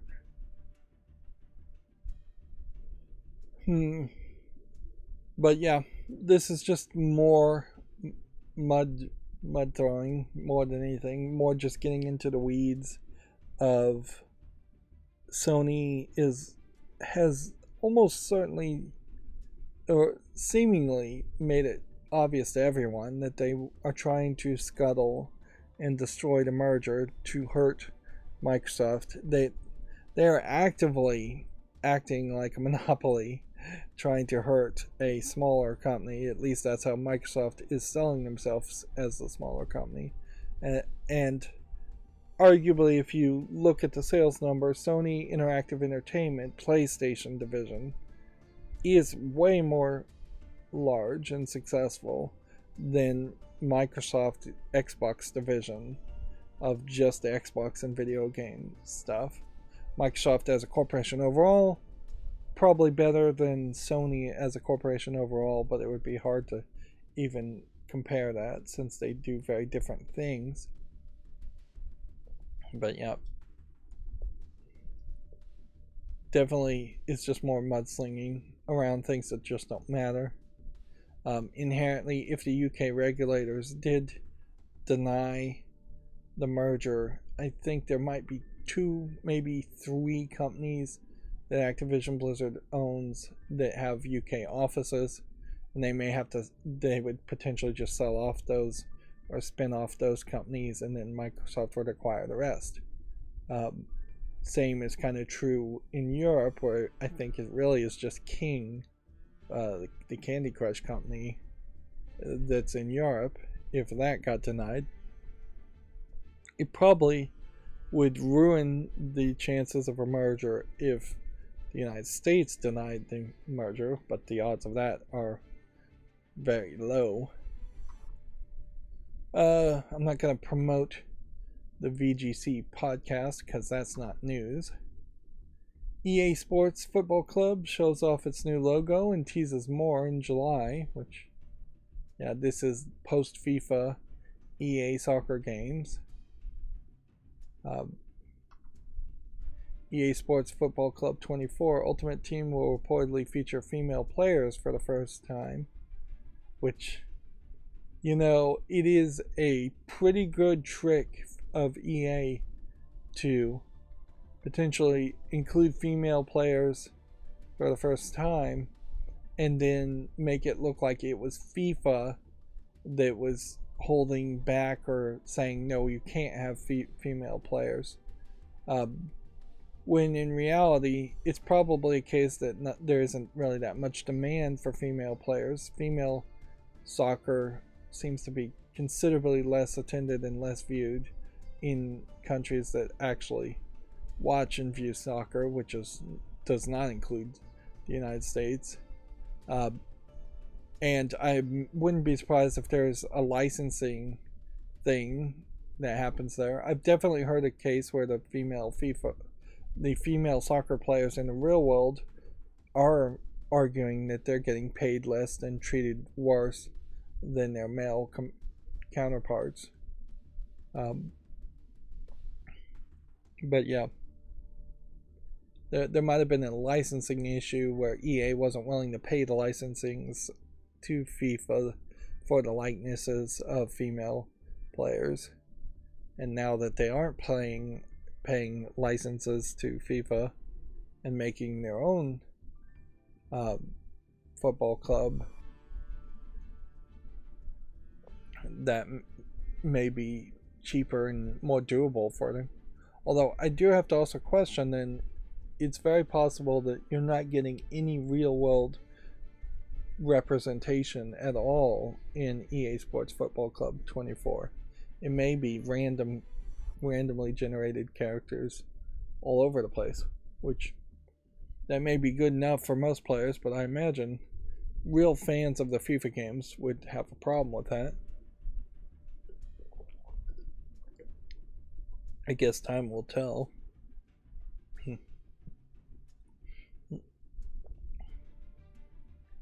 I doubt this is going to be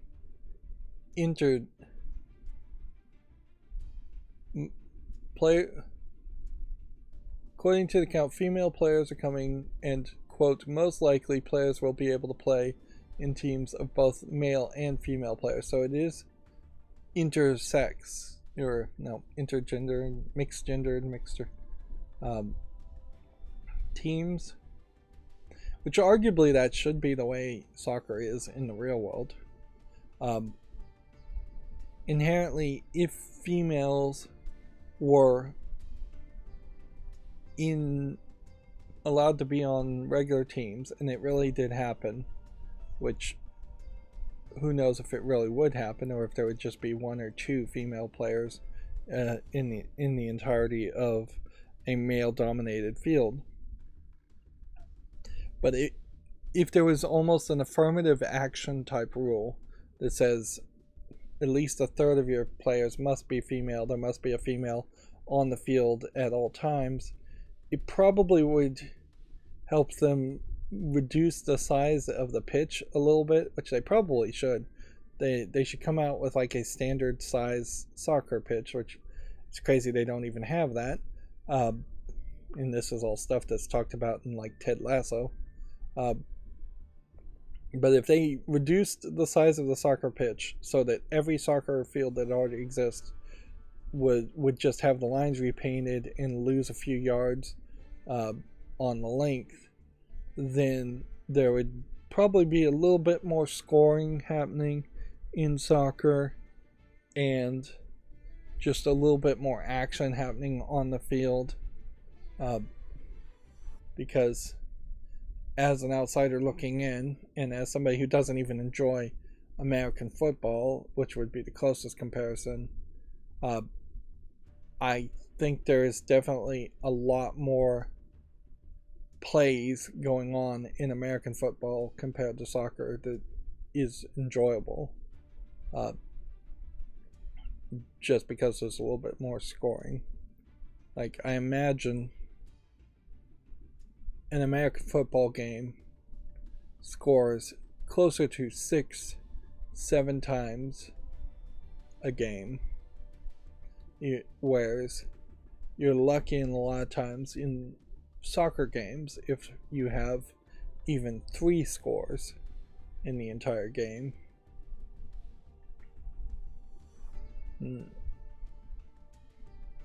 So yeah, plus if there were more females, they may limit the time soccer games go.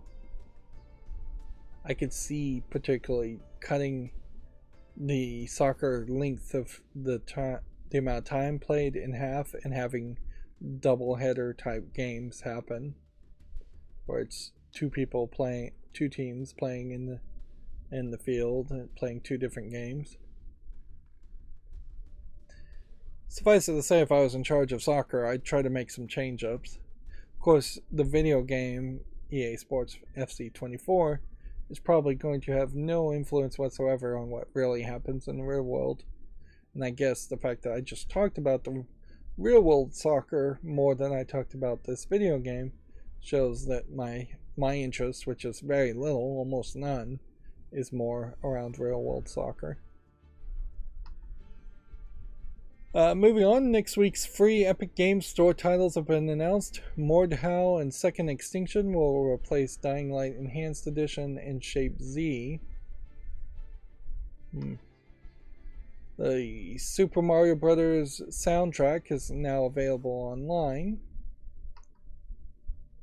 And then the Resident Evil 4 Remake sales hit 4 million as a free Mercenaries DLC launches. So they were pretty quick about putting out the Mercenaries DLC, but it seems kind of unnecessary to have delayed that if you're trying to do that for any like advertising reason.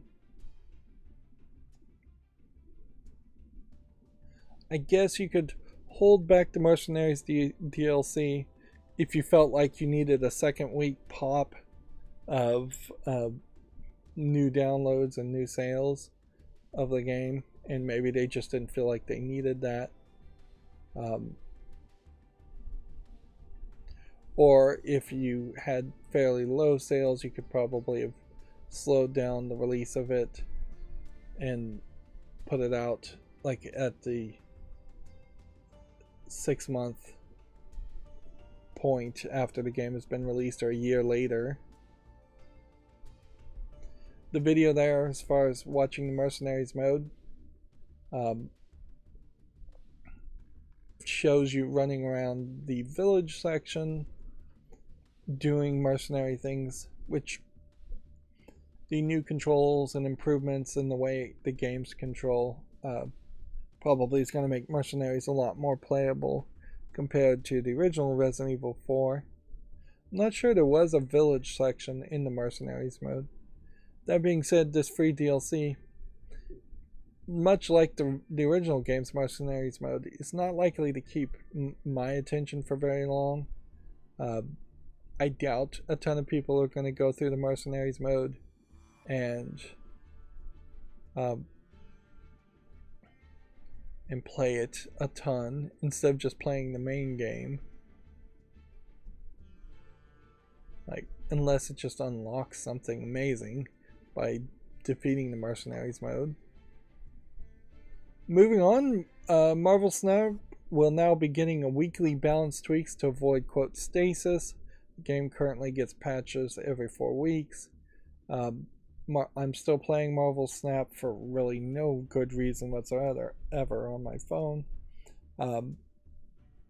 It is not getting particularly better. It's getting more content, but the way it's designed, in which you get potentially a new series of cards that you won't unlock unless you pay a ridiculous amount of money, so you're unlikely to even see other players play those other cards. There's still really a ton of cards that I've never seen another player even play, so I don't even know what they are named. They're just little silhouette shadows of the cards. Meanwhile, as you get new cards, then the idea of Marvel Snap is to constantly upgrade those cards to get rewards to upgrade other cards, to get rewards to upgrade other cards. But upgrading the cards just changes the visuals. It doesn't increase the card's abilities in any way. So the whole system is pointless. And the default playing experience on Marvel Snap has not changed much at all. There's some new locations, maybe 2 or 3 in the past couple of months they've added, but they're not that special, that interesting. So these little balance tweaks, I think mostly are going to devolve into just either making pointless changes or barely making changes at all, because there's very little you could change. Like, if you change a character from having an attack from 1 attack to 2 attacks, or costing from 1 energy to 2 energy to summon, you've drastically changed the card at that point. And it's kind of unnecessary. If anything, what they're saying here is that they're going to willy-nilly change cards so that for 1 week the card will be very good and playable and more people will play that card, and then the next week even they potentially will change the card back to being unplayable. Yeah, fundamentally I just think Marvel Snap as a concept is somewhat broken, and it's not anything close to Hearthstone, and it's not what I was expecting from Second Dinner at all. And Second Dinner really hasn't announced anything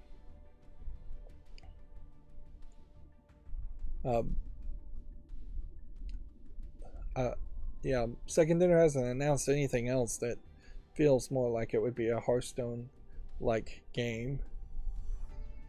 Marvel Snap does have some visual polish to it, but it's not as good as Hearthstone was, and it definitely doesn't play anywhere as good.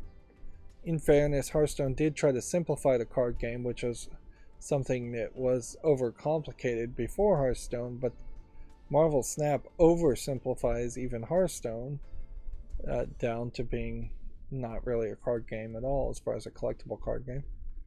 And then here's our last Video Games Chronicle article. Resident Evil 4 Remake has added microtransactions to upgrade weapons quicker. The upgrade tickets cost $3 each and are sold in multi-packs for $7 or $10.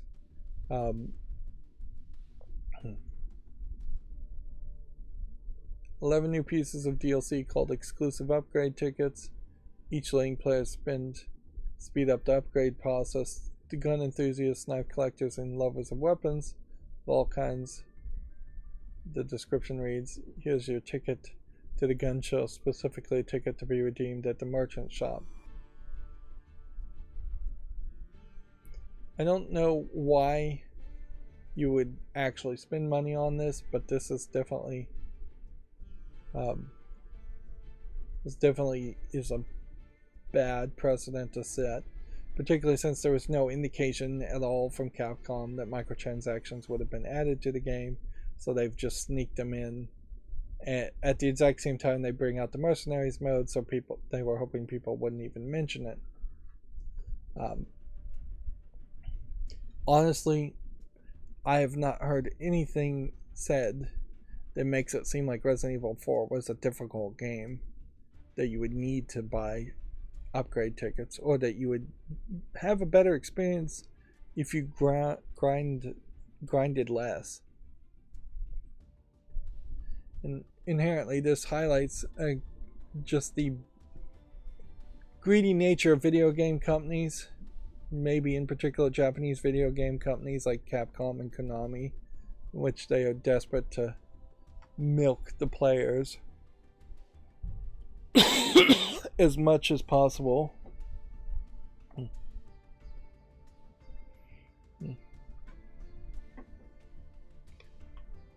Running out of water here. It really is a ridiculous situation that I've ended up in that I have like often 4 or 5 glasses of water on my side table, and I go through 3 or 4 of them in the live stream. I basically need like an water fountain or something right next to me.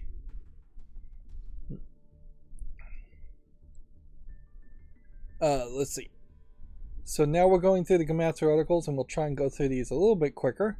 Homestead Arcania launches April 21st. We talked about this game as mixing magic and farming together, and it's mostly a farming simulator, Stardew Valley type game.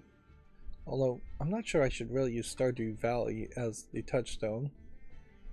A fantasy first-person shooter called the Explorator has been announced for Xbox Series and PC. Set foot on the most dangerous island of the known world.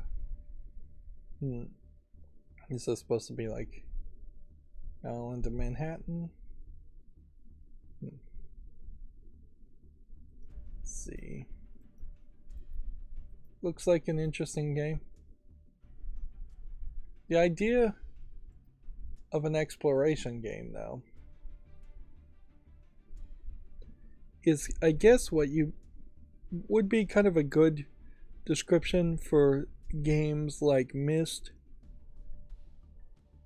Maybe you describe those as exploration puzzle games. The Witness is another great example, I think, of an exploration puzzle game. In this case, though, we are actually seeing a character and they seem to be wandering around.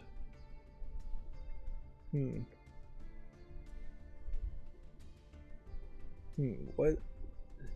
First person shooter.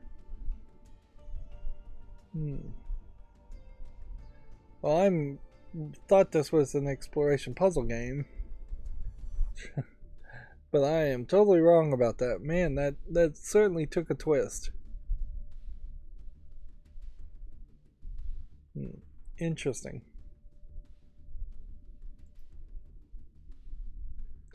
And so we inherently run into this problem where something like this has no release date. So I don't think I put it on the follow list at this point. And even if I did put it on the follow list, it's very possible it's not a game that deserves to be on the follow list.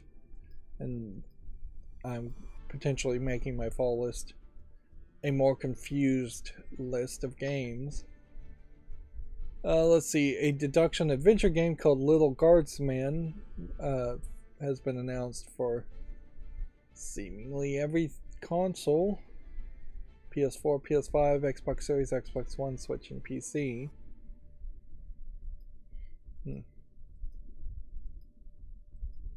Interesting visual, kind of cartoony, Cartoon Network art style. Again, we'll just switch over to the Steam page. Yeah, I guess this is pretty much what I would claim the Cartoon Network art style is, but I bet there is a specific cartoon on Cartoon Network that I can't name that this is very close to. And again, this is a point and click adventure game, it looks like, with no release date. We already talked about the Final Fantasy Pixel Remaster series for PS4 and Switch, launching April 19th.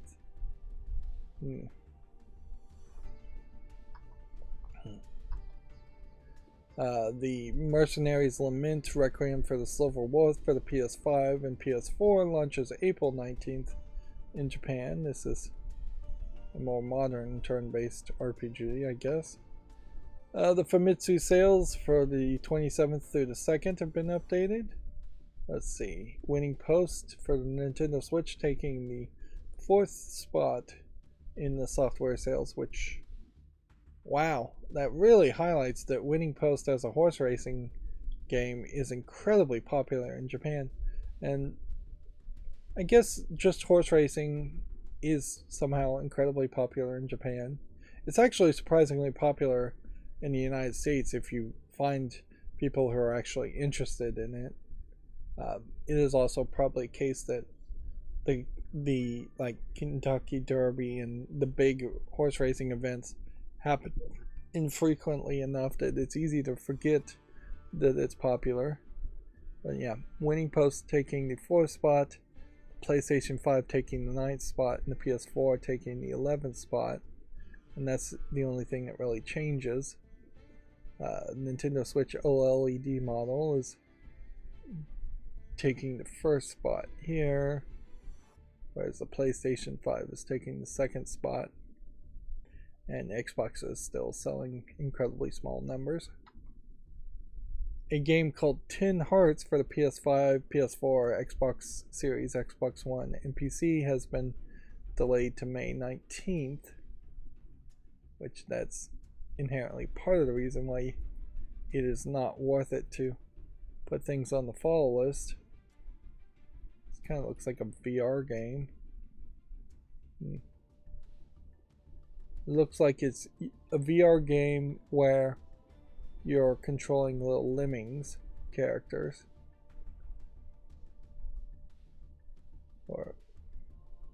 Not sure that's really what the way it plays though.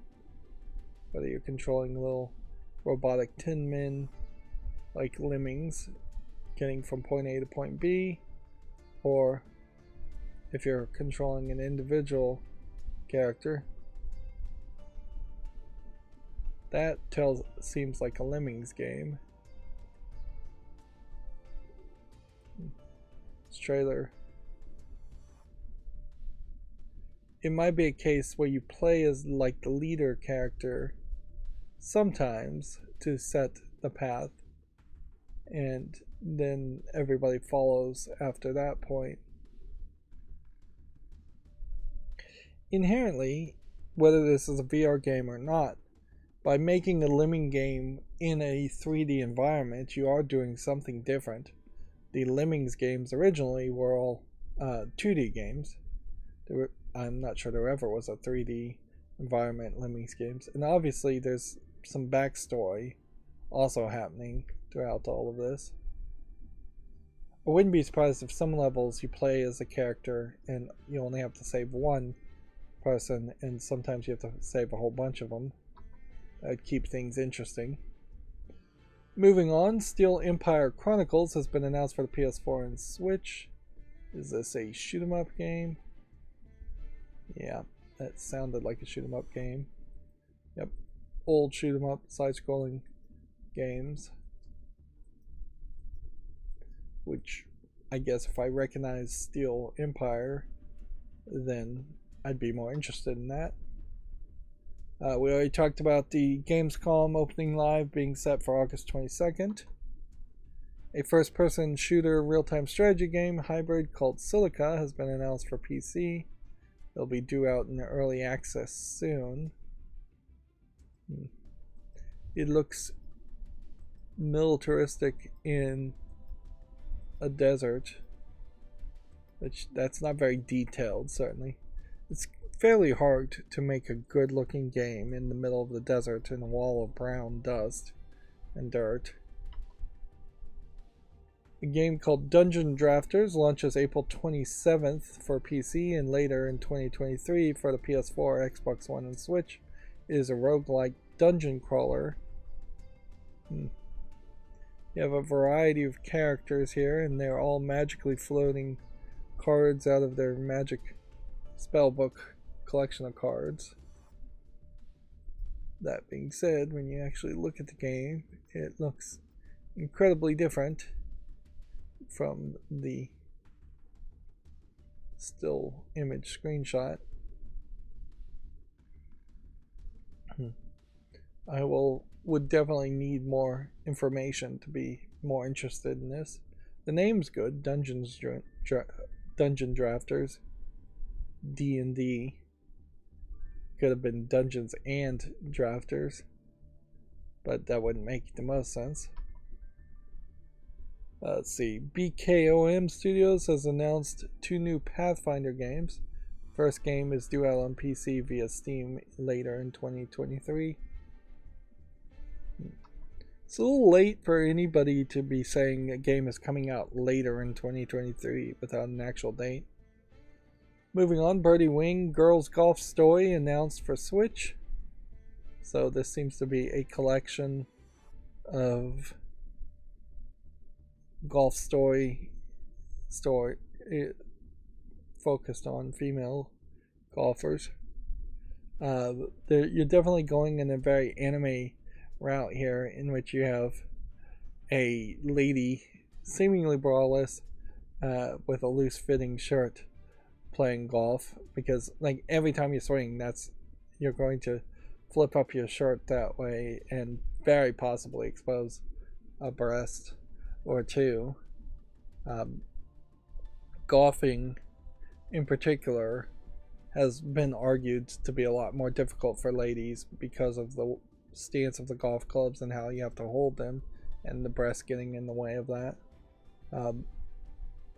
But it would be much more realistic to have a skirt and like tight long shirts when golfing.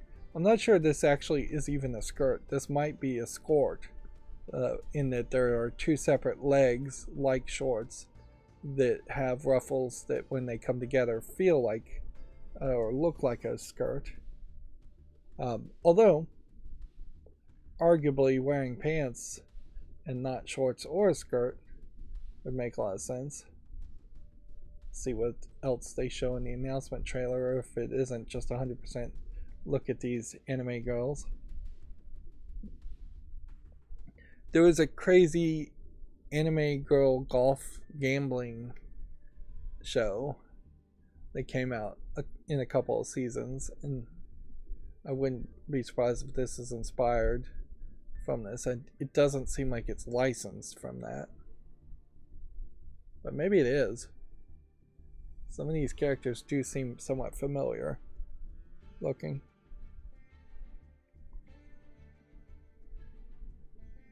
The idea of major, like, mafia style gambling around golf is kind of crazy. And in anime, shots like that were pretty crazy too. And then the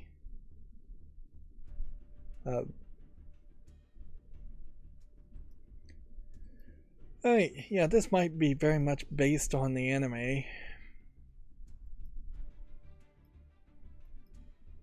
So this might be a crossover event.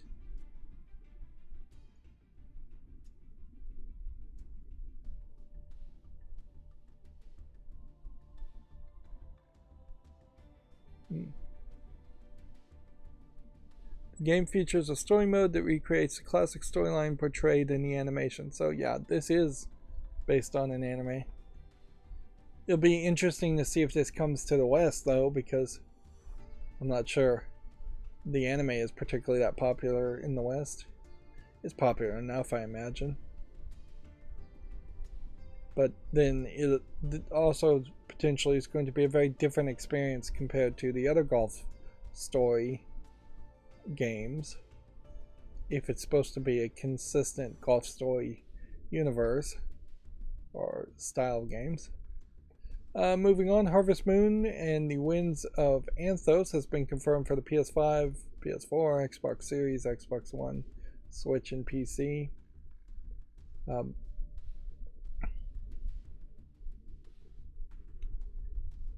So yeah, another Stardew Valley game. In all fairness, though, the Stardew Valley games recently have not been particularly great. This one looks like it has a chance to be better. Not a Stardew Valley game, Harvest Moon game. This one looks like it has the potential to be a little bit better. A game called Mr. Sun's Hatbox launches April 20th for the Switch and PC. It is a slapstick roguelite platformer of some sort. Do we have a Steam page we could potentially look at instead?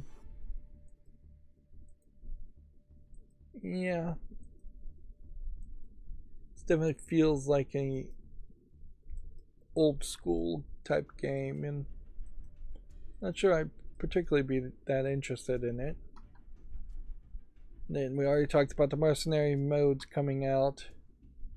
Resident Evil 4 remake shipments and digital sales have topped 4 million. Shipments, again, really shouldn't be mixed with digital sales, but that's how they originally announced it, so now they're following in that line. Shipments are just saying the game went from some warehouse where Capcom was running it and owned all the copies to potentially a warehouse where Walmart has all the Resident Evil 4 and the warehouse for like Amazon.com and things like that. It doesn't mean that the game is actually on a shelf in an actual storefront, or that the game was actually bought in the store. Shipments just means they shipped out of Capcom's facility and warehouse. And then digital sales, on the other hand, means the exact opposite of that, in that it actually was digitally downloaded and purchased by an end user. So there's actually less definitely less than 4 million people have bought the game, which is generally what people would assume when seeing this claim. Let's see. Blue Protocol has an opening animation. Blue Protocol is an action RPG. Is Blue Protocol the one where it's the anime girls go to the fantasy world and get fantasy experiences? Doesn't look like it. This looks completely different. Yeah, a lot of anime things have the word blue in it. And so there's been... It's easy to confuse the series of them. And that's exactly what this looks like. It's just an anime with blue in the name. I think there was an anime a long time ago called Blue Sea 9. Yeah, this just looks like a fantasy RPG thing. We should not sit here and watch this because it'll probably just get content claimed. Let's look at the Steam page to actually try and figure out what Blue Protocol actually is. Apparently it's a Genshin Impact looking RPG game. It looks pretty good with Bandai behind it, though that's potentially Bandai should have the funding for something like Blue Protocol to succeed, but Bandai has been fairly bad as far as supporting games. Need to turn that off, I guess. And this is from Amazon Games as a publisher. Yeah, Bandai Namco Studios Incorporated in particular doesn't even have that much there on Steam. But yeah, I think Bandai's made some of the One Piece fighting games and Dragon Ball fighting games, and just not a lot of support, long-term support for them. So unless they're really hoping for Blue Protocol to be a competitor to Dragon Quest and people play it and then they'd make a bunch of sequels, I wouldn't immediately put a lot of faith in the game being relevant. We have 2 more Gematsu articles for today. Rhapsody Marvel Kingdom Chronicles launches August 29th in North America and September 1st in Europe, which this is a turn-based RPG. Rhapsody 2 Ballad of the Little Princess Spotlight trailer. Includes Rhapsody 2 and Rhapsody 3. These are, like, I assume old, or at least older RPG games, maybe with some remasters. Visually, this is zoomed in more, so I don't have a real problem with it as much. I still would probably not want to play a turn-based game, though. There's something definitely to be said around the idea of wandering around like this in a kind of 3D environment versus just wandering around a green field in a top-down perspective.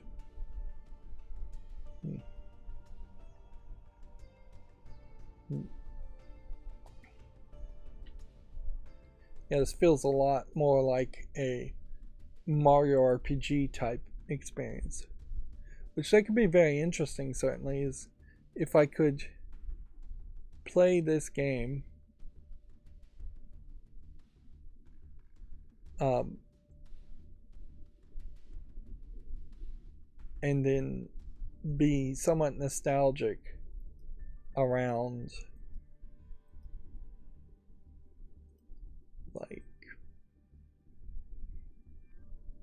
like Paper Mario since Paper Mario is never going to get added to Steam, or it's highly unlikely any Paper Mario, Mario RPG type game would get added to Steam. Apparently this game is like Fap Goddess and Final Fantasy IV. How, I have no idea, other than the fact that the tags are too generic. So if we have NIS here, is there another Rhapsody game listed? There we go. Rhapsody, a musical adventure from 2022.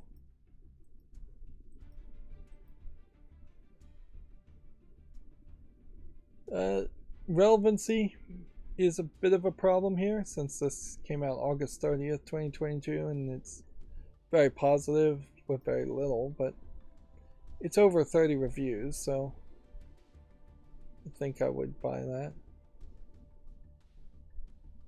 And then I assume there's an argument here. Explore the roots of the Disguise series with the strategy RPG Rhapsody. Plays a young girl named Comet who has the power to communicate with puppets and join her to fulfill the dreams of meeting her charming prince. Rhapsody features many original songs and interludes throughout the game, colorful illustrated anime characters and backgrounds, as well as intuitive isometric battle systems.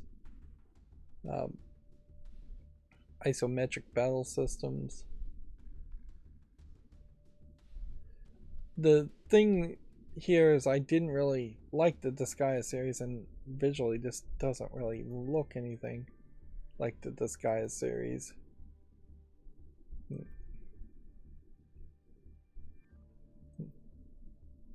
If anything, I guess the idea might be that they moved from this style from this game to Disgaea, because it really just does not feel like it's even in the same universe.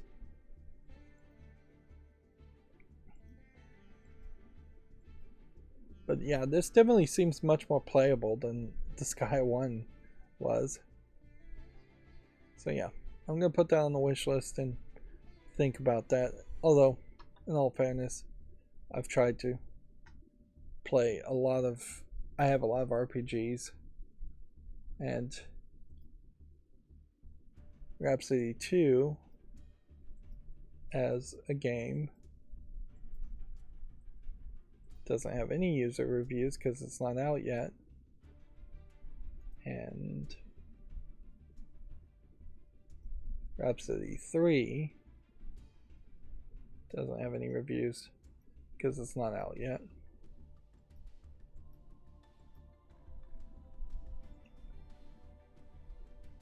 This is one of those situations where you have 3 games that are old that are getting re-releases, remastered releases, and very possibly there is a better example of a Mario RPG game.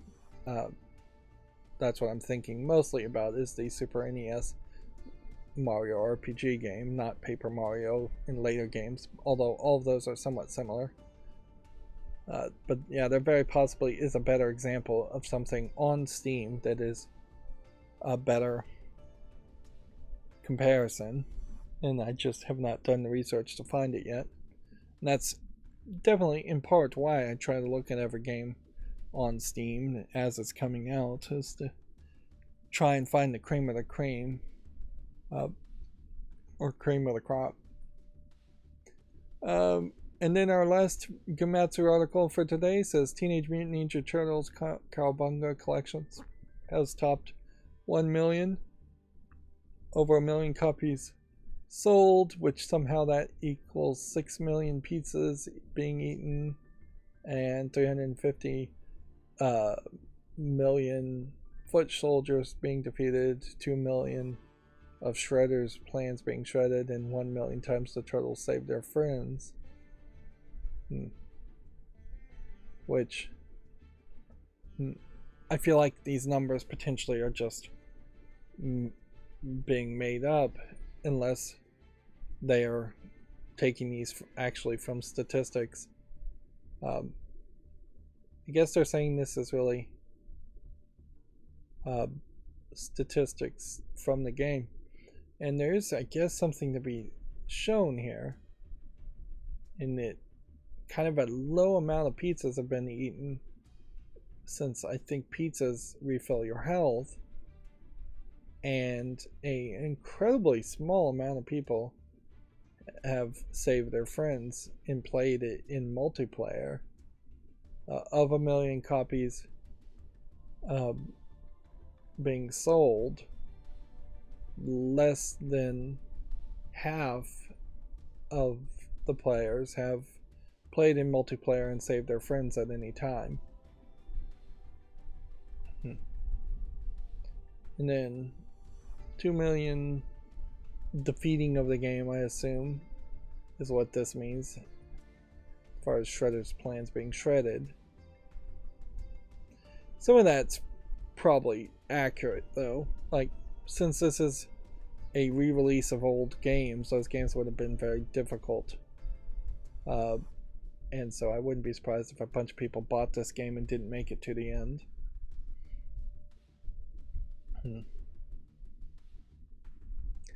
But it's nice in general to see that the Ninja Turtles Cowabunga collection did well.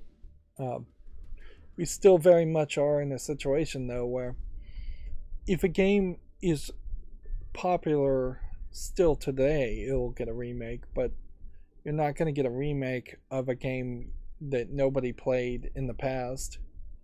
There's almost certainly hundreds of arcade games that could have been ported and re-released at this point and just never will, because nobody remembers them and they're just not, wouldn't be popular today. You have to have something like the Ninja Turtles, which create nostalgia in people's minds to justify bringing it back.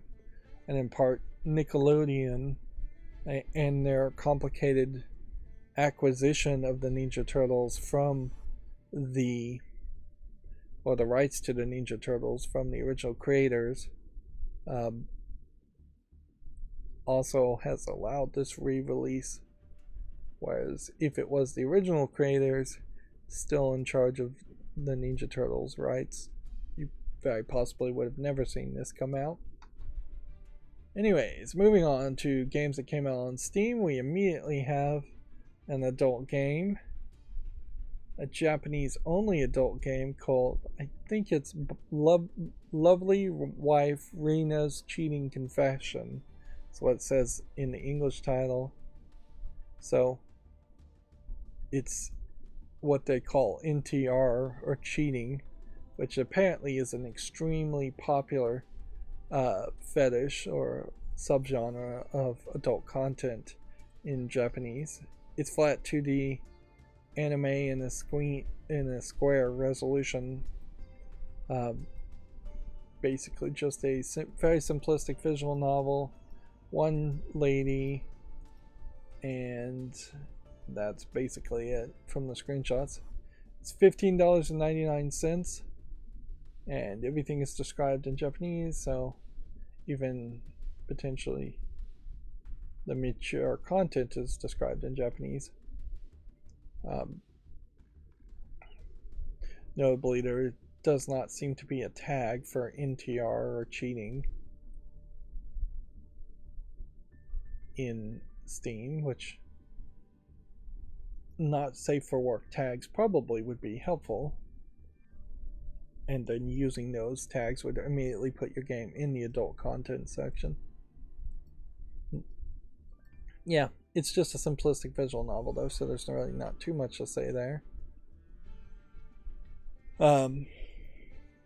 Noticeably though, it is nice to see a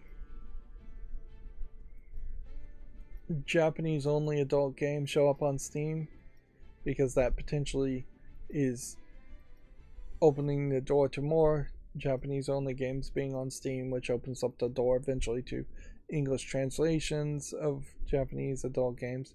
There is still definitely an elephant in the room as far as a lot of Japanese adult games have that moe art style or younger looking characters in it, and or schoolgirl outfit fetishes being shown, even if the characters themselves are actually trying to be older.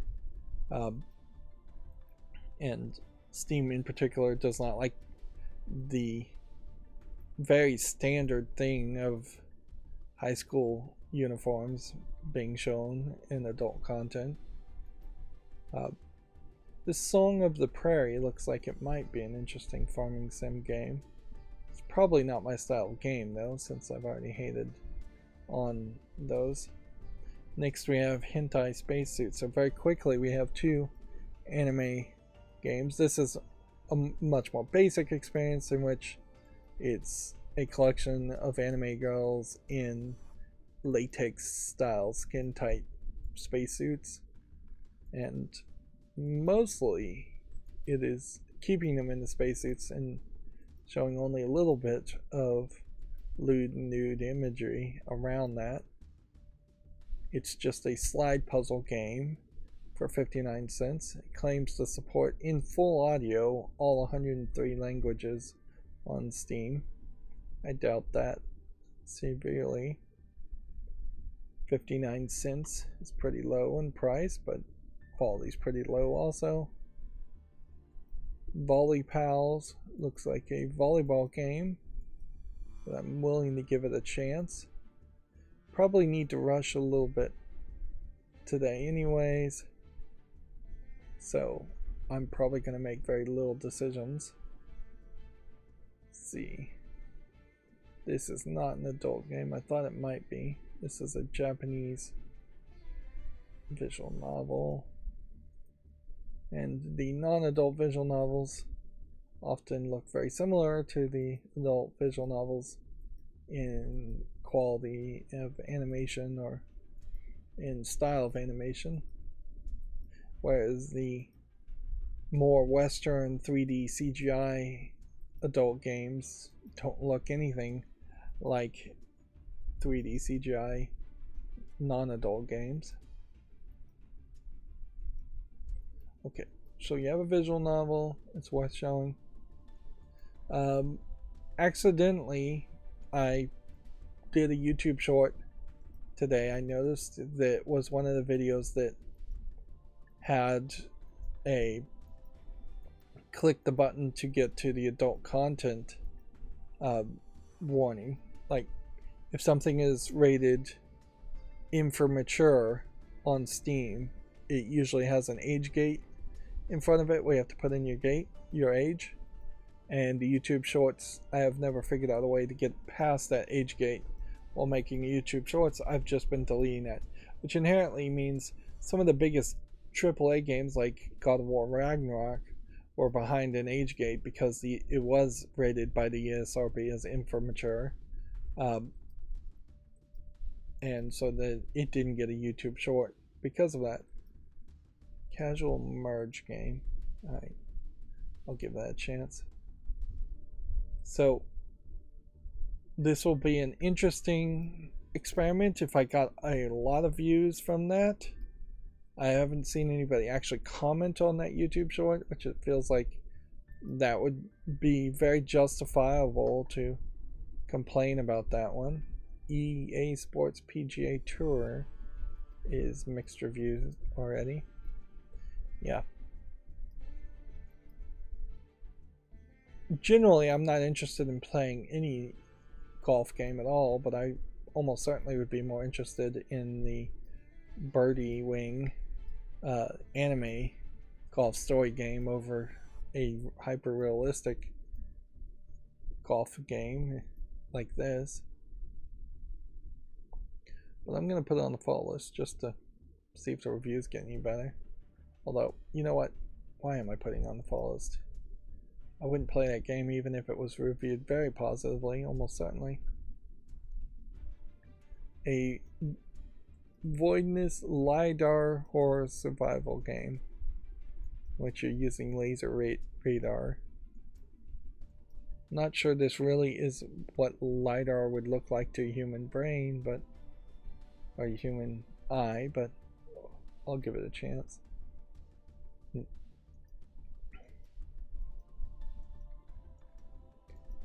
First light here, I don't think is good enough. Library of Babel.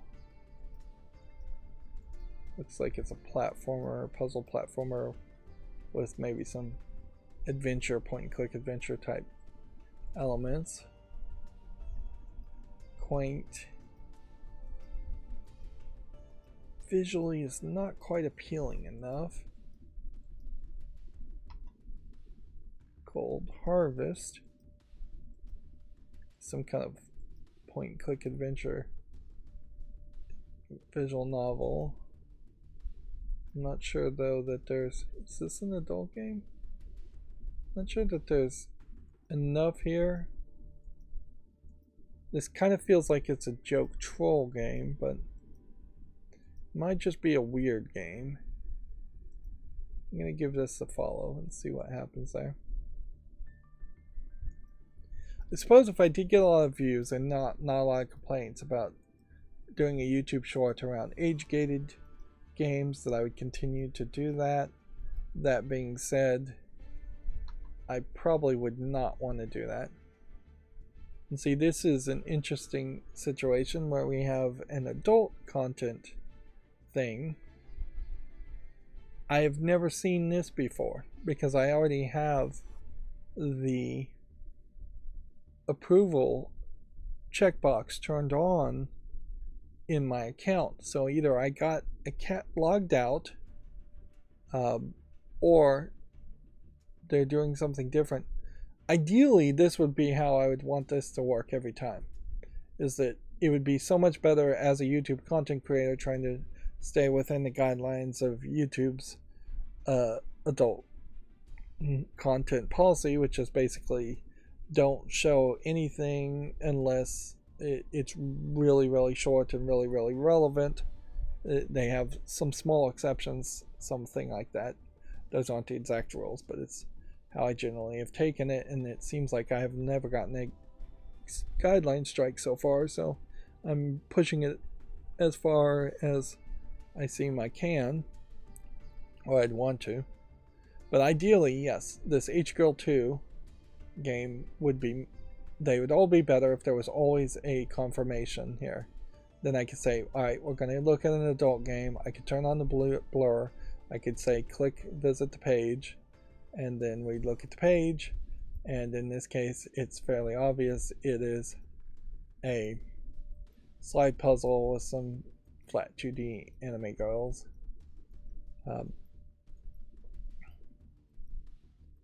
Yeah. Not really anything too special to say there. Kind of a more of a focus on full frontal standing as far as poses than most games. There are definitely some games that have specific favored poses. H-Girl 2 is $1.49 and says it supports 25 languages in the interface, which is more reasonable. 5 characters with 20 high resolution images for $1.49. That's not very much.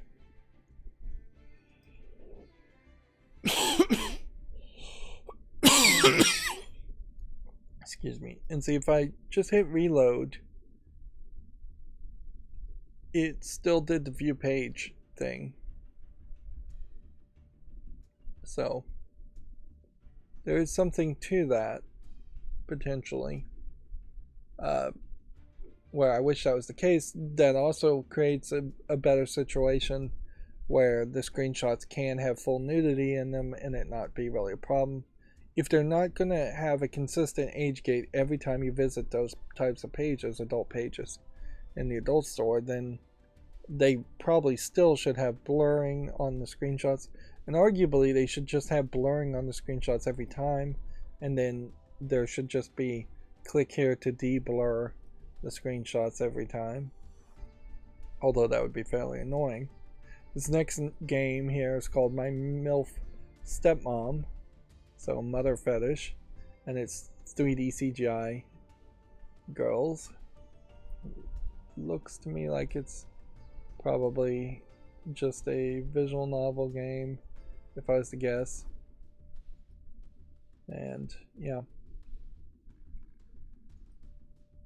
it's kind of multiple characters.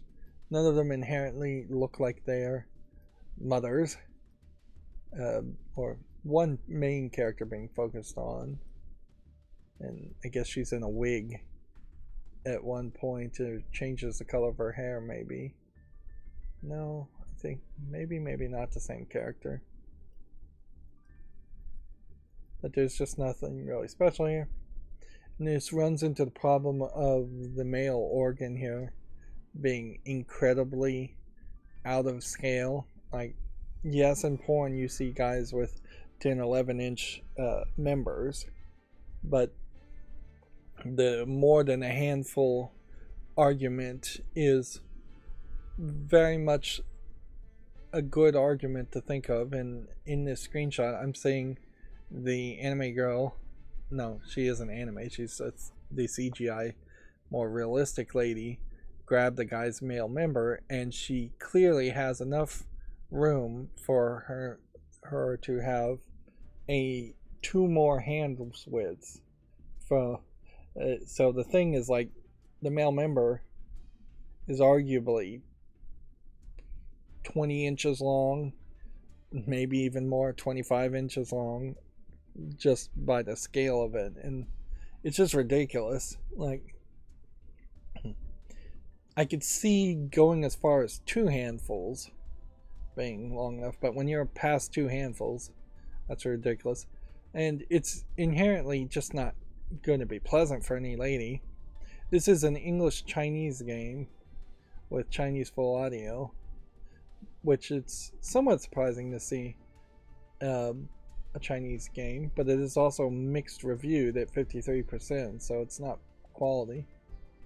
Yeah. The vagina itself tube is only so long and can only stretch out so much before you're just pounding the cervix at the end of the vagina, which is incredibly painful. Very few women want that sensation. Oh, sorry. Let me turn the blur off once we're finally past that chunk of adult games. We have something called the Witch Race, a lightweight rogue auto chess game. I kind of like the visuals here somewhat. It's probably a little complicated, but auto chess games probably should be complicated. This is an English-Chinese game too, so it's probably a Chinese game. Give it a chance. You know, it looks like we have a fairly textual game. Probably too much text. Almost like a choose your own adventure book. I'm going to put this on the fall list, but I don't think it deserves a YouTube short because visually it just doesn't have good screenshots. But I would like to see if somehow this becomes reviewed well. Let's see, and here we are, back to an adult game. This Friday is full of adult games. This one is $15.99, English, Japanese, Chinese. It's called Paze, P-A-Z-E, Knight Ellen in the Dungeon Town of Sodom, or the Dungeon Town Sodom. So, flat 2D, anime girls in what looks like an RPG game. It definitely feels like it's trying very hard to hide the fact that it's probably an RPG Maker game. Every single screenshot is a screenshot full of adult content in the center, more than showing even a single screenshot with the RPG Maker type content. And I severely doubt, though, that you aren't going to end up grinding and playing the RPG game a lot more than you suspect. Yeah. And yeah, I don't know if there's really anything else to say here. You've got a blonde girl and a pink-haired lady and a gray-haired lady. They all kind of look exactly the same: big breasts, same height, same size, same shape. They're going for a fantasy theme somewhat in their appearance, but that's about it. Alright, Apex Armor Swap Trainer. These trainer games are never anything but garbage. This definitely implies that swapping armor in Apex Legends, I assume, is something that you need to train and get better on. But once again, why would you buy a separate game for 84 cents to train on that instead of just playing the actual game Apex Legends and training that way? Let's see, we have what looks like kind of a Tetris game called Sticky Notes. Cat themed 2D app that includes lots of stickers. Use these to record daily information, so it doesn't have any game element to it at all. I thought it was maybe a Tetris game where you had to put and schedule things, although it's kind of weird to schedule things in such a way that it would be going down 3 weeks and back 1 day. Well, visually this looks good. The actual use of it is pretty bad. It's the equivalent of some of those terrible Game Boy games where it was a notes app or a calculator app that you could put on your Game Boy, which makes no sense in modern day as far as just cell phones having free apps for all that built in often. All-in-one sports VR might be good. Generally, I was leaning away from putting VR games on the fall list because I'm just highly unlikely to ever get a VR headset, but I'll make a YouTube short around something that potentially looks good. And I'm already so deep down the well as far as making a ton of YouTube shorts anyways, there's really no reason to exclude VR. We should just try and look mostly to curating the YouTube shorts based on what looks like it might actually be good. This might be a decent story. Here we have My Girl Hates Fruit, which feels like it would be an adult game, but if anything, it's probably just a low effort asset flip Fruit Ninja game with them trying to sell with anime girls in bikini tops. But I don't think there's any actual mature content, even though there's a mature tag here. There's no mature content description, so if there is adult content in this, it's been poorly mislabeled. As far as Fruit Ninja itself, there's really not a good argument to play that game on a non-touchscreen, and very little of an argument to even play it then. Oxygen is a city survival game. I'll make a YouTube short on that, but I don't want to put it on the fall list. Fruit Ninja VR 2. April 7th, 2023. It's already on my fall list, but I'll make a YouTube short around it. Witch's Garden is not an adult game, but it's also a Japanese and Chinese only language game. Looks like it's probably a visual novel, even though we're not seeing any text.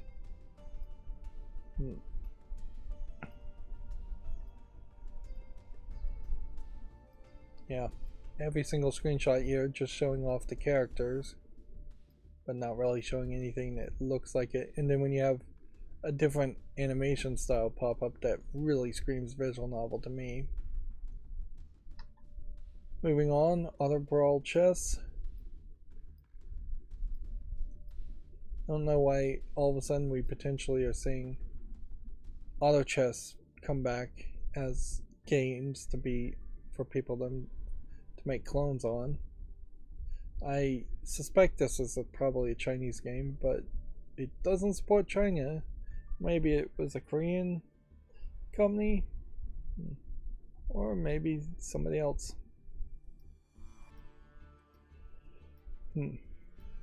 Looks to me like it could have microtransactions in it. Yeah, in-app purchases, but it is free, so I'm not going to hold that against it. Virus Survivor, Ash Crown, Orbital Defense Unit. I'm just reading out the headlines, not even saying anything, because they all look terrible. Lone Fungus, there might be something to that, and that's on the follow list too. Why are so many games on the follow list already? I guess that is in part because I put some things on the follow list early. Or something else weird is happening. See, the problem is, if I see a review or a press release around the game, through Gamatsu usually, I want to put it on the follow list to make sure I see it later. But there is a high chance, but not 100% chance, I would have seen it later anyways. But so I will increasingly see games that are already on the follow list. And then I guess at that point it is just a matter of considering if they should stay on the follow list. Battle of Guardians, it's probably not something. I saw a YouTube video talking about the fighting game Primal Rage, and how one lady like boycotted it and it created a controversy, and they just killed Primal Rage 2 because of that. And that was an Activision game. So if the Activision Blizzard merger happens with Microsoft, then Primal Rage would then be owned by Microsoft, and I imagine Microsoft might want to make a remaster re-release of Primal Rage 1. I don't know if they really are going to, if they would go too far with that. And in all fairness, Microsoft already owns Rare and the Killer Instinct license, and they've tried to make a reboot of the Killer Instinct game, and it didn't sell particularly well. Inherently, Microsoft is buying a bunch of these companies and getting licenses to mediocre old games,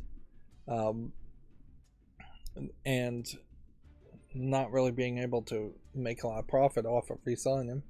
I have someone on the chat that just said WSP, which I don't know what that stands for. Drilly Rap.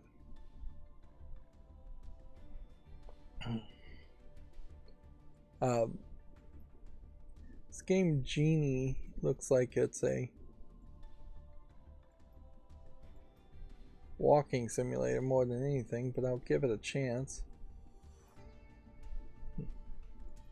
The controversy around Primal Rage was that one of the finishing moves in one of the versions, I think the arcade version of Primal Rage, had a character, a giant gorilla. It was like gorillas fighting dinosaurs and things in Primal Rage. Had like a fatality type move where he peed on the corpse of somebody, and it was acidic pee and turned them into bones. Which, yeah, cartoony type extreme violence. Chief Emoji Officer, I don't think we'd say yes to. And some Karen lady is what you would describe him as, bought it for her like 10-year-old when it was clearly rated M for mature, and then immediately created as much of a controversy as she possibly could back in the day when it was very fashionable to push for censorship as much as possible around video games. Video game hysteria. Let's see. roguelike survival game. I think I'll say no to this. It's not quite visually polished enough for a YouTube short or to be on the follow list. We have yet another Ziggurat old game, which I think Ziggurat in particular may just get a special pass in which YouTube shorts around their old releases of old games will always happen, because in particular they are picking old games that people very possibly did play in the early 90s on their PC and may have nostalgia for them, but they're not super relevant enough that a lot of people would have nostalgia for them, which arguably means they probably shouldn't get a YouTube short, but I want to give them a chance, kind of give these old games a special chance, an extra chance. And here we have a game called Historica Fantasia, anime characters here. Arguably too much pink and blue in the background and in the characters. This is a game that feels like it has a too limited of a color palette.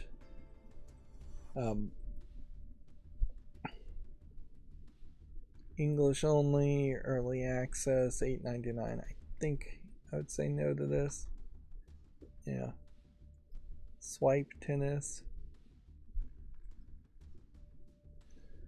Why would I want a game where you're swiping back and forth on a PC?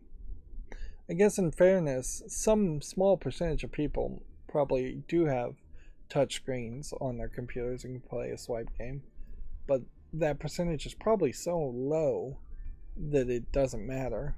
That's just not an audience I could accommodate. Here we have another one of these flying around as a bird games, which I'm pretty much done with these. One producer in particular has just flooded Steam with these types of games and made it, they just poisoned the well effectively as far as there being any hope to like that kind of game. Alright, and then we're at our GameDeveloper.com articles. We had talked about this before, but the Stadia boss Phil Harrison has left Google. The Pokemon franchise co-owner Creator Inc. has a new CEO. I think some other people got shuffled around too. Let's see. Creature CEO is now Sunikazu Ishihara, probably read as Ishihara-san. This would be what I would guess, because you don't use people's first names in Japanese. Of course, they may have put these backwards. And then the president is Hirokazu Chip Tanaka, who was also a major chiptune music pioneer, which, okay. Those were the people that stepped down. Now it's Yuji Kitano as the new company's president and CEO, and Tomotaka Komura,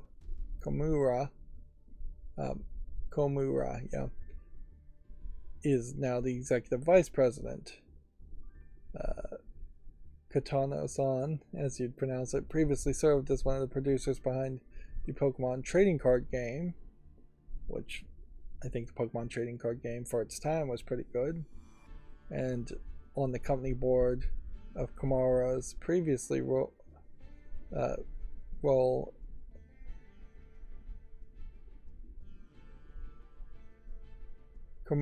Komura's previous role is difficult to discern, though he appears in the credits of many Pokemon games under the special thanks section. Right, so new people in charge of Creatures Inc.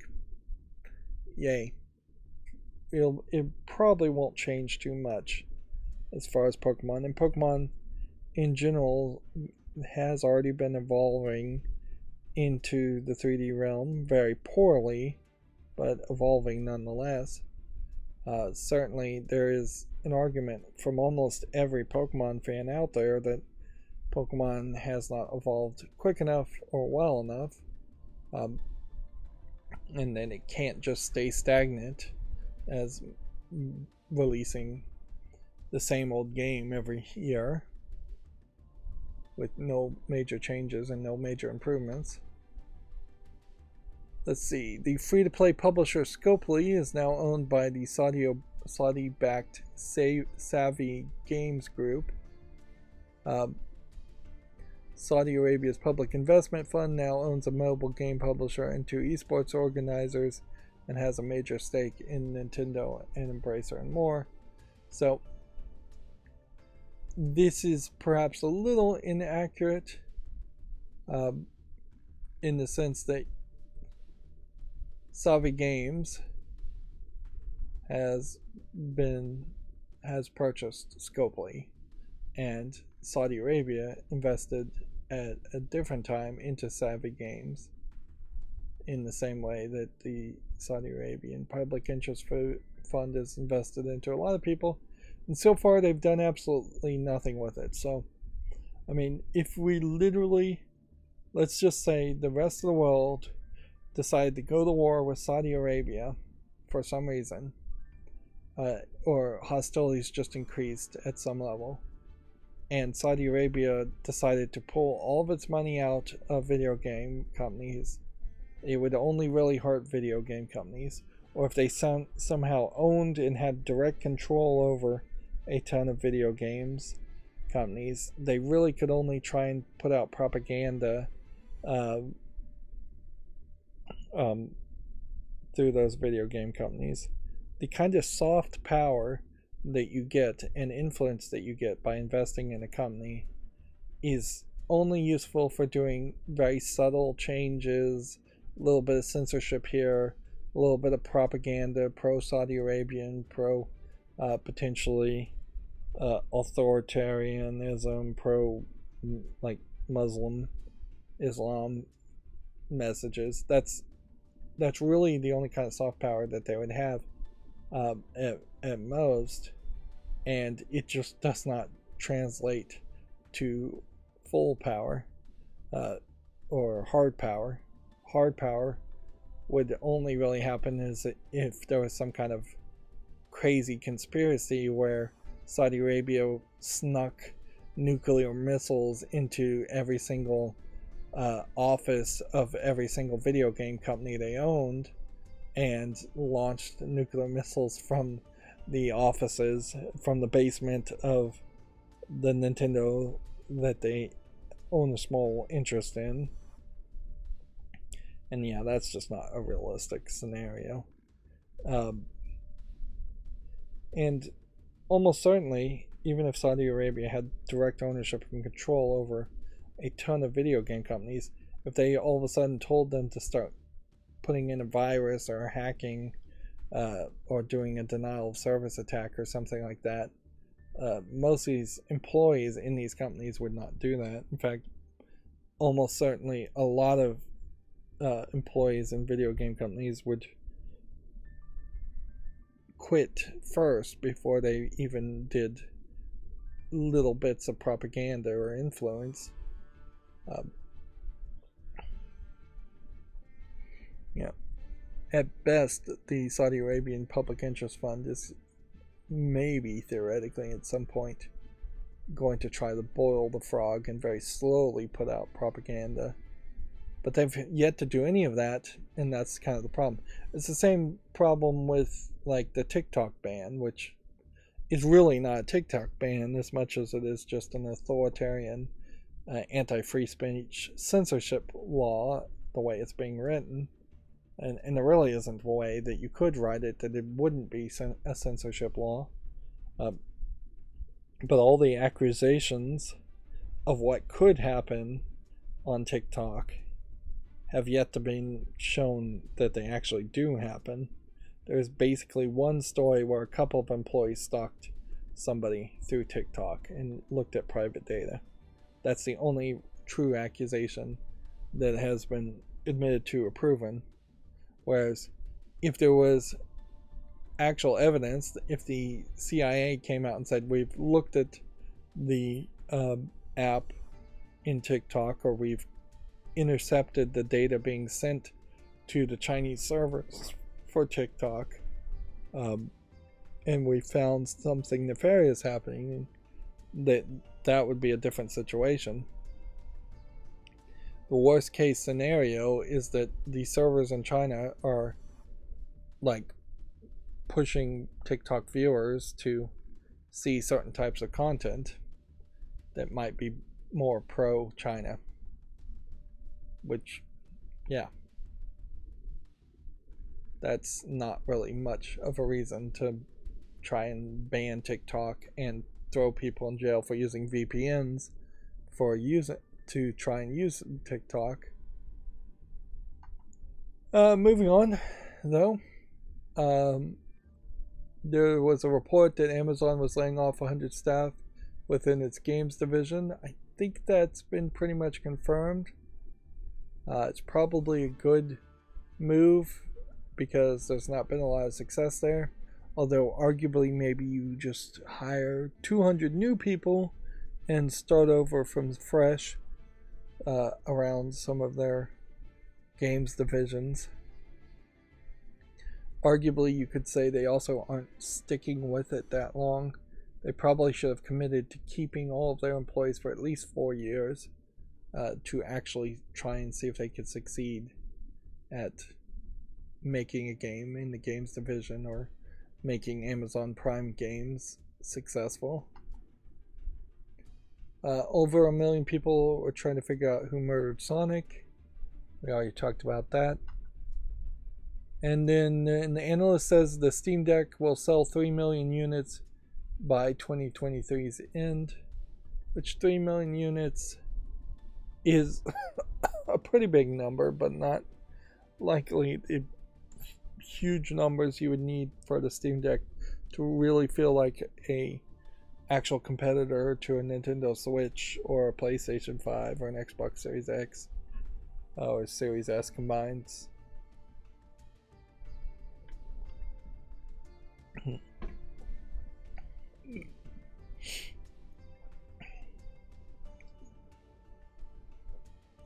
Yep. Inherently, the next step with the Steam Deck is gotta be to get it in stores. Once the Steam Deck has enough things, and Valve has managed to figure out how to negotiate with the likes of Target or Walmart, or I mean, if they could get into an Apple store, that'd be an interesting thing. There aren't any Microsoft stores. There aren't enough of them. Even Apple stores, there's too few, really. You want it on the shelves at a Target or Walmart or GameStop. Even if they just have to put out like displays and dummy units to get into GameStops, that would be the next step. When it literally is on the shelf next to a Nintendo Switch, and there is a potential that somebody accidentally buys a Steam Deck for their kid when they meant to buy a Switch, and that somehow turns out to be a better experience for the kids.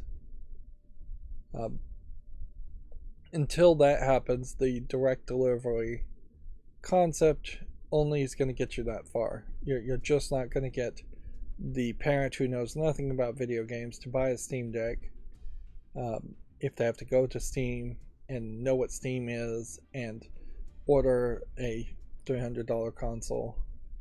But it's nice to see the numbers are going up.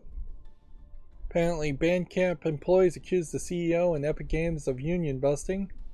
Update: Bandcamp CEO Ethan Diamond has provided a response saying that the company is complying with the National Labor Review Board's process for Bandcamp United. So, yeah. almost certainly, without even reading any further, you can assume that yes, they are trying to do union bust, because every single company always tries to union bust, and for the most part, they always fail.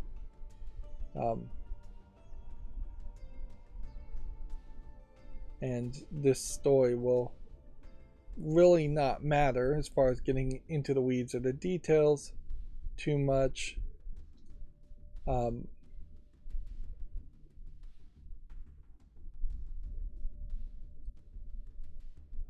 because it will all just um, turn into a National Labor Review Board complaint, and until that complaint is investigated, and they are basically the final authority as to whether or not union busting happened or not, as far as the law is concerned. And if they are found guilty of union busting, they'll be fined probably some insignificant amount of money and told not to do it again, and they'll almost certainly Bandcamp and companies like Bandcamp will almost certainly ignore that and try it again later and pay the fine. So nothing ever really happens there. The union will almost certainly come into existence. There are definitely some instances, particularly outside of video games, where people try to form unions and it fails, but usually by the time you need a union and you're forming a union, you're going to push it hard enough to make sure that union gets formed. And most people are going to be on board with, most of the associate level employees are going to be on board with creating and joining a union, because they're going to already have been harassed and irritated by the management to the point of being irate.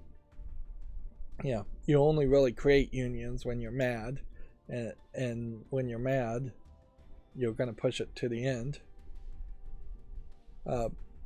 Here's that same story. Sony saying CMA, Microsoft's reversal is, quote, surprising and irrational. The irrational is really going to irritate CMA more than I think they realize, because the CMA is a UK based thing, and thus it's made up by UK based people. And if it's one thing that UK based people in positions of power hate, is to be questioned or called irrational, even if they often are irrational. They are all their own little kings and kingdoms of their little fiefdoms of what they're in charge as far as their committees, and fighting the committees in any way is not going to be easy. You're going to have to either try and overpower them with millions and millions of pounds of lawyers, or you're much better off just kowtowing to them and appeasing them.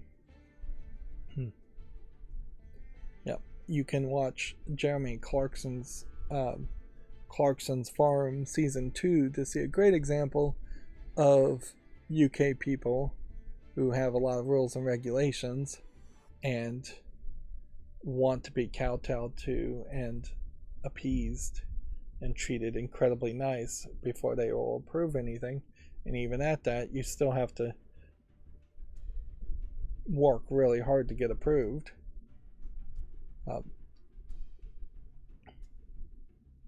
And I think that's pretty universal as far as anybody with any power in the UK, and it's fairly universal with anybody with any power anywhere in the world. Like, very few people are going to respond positively when being called irrational. And it's a good advice, certainly, when talking to significant others, also, is that calling somebody irrational is not likely to make them all of a sudden act more towards your interests or rationally. Right, so here we have a game called Domination, and the Fall is cleanup from 2021, so it just doesn't have enough reviews to be relevant.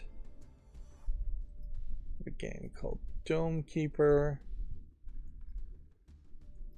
which looks like it's an asteroids game with digging of resources.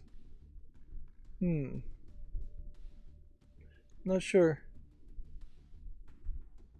if it's even an asteroids game so much. There's another game like this where you'd land on a planet and then you drill down and you pull up resources, and it was just so slow that I just didn't like it, and I can't help but feel like this is probably a similar experience.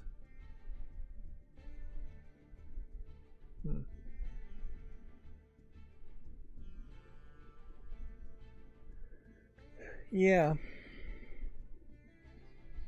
Not really sure what these kinds of games could do to catch my interest here.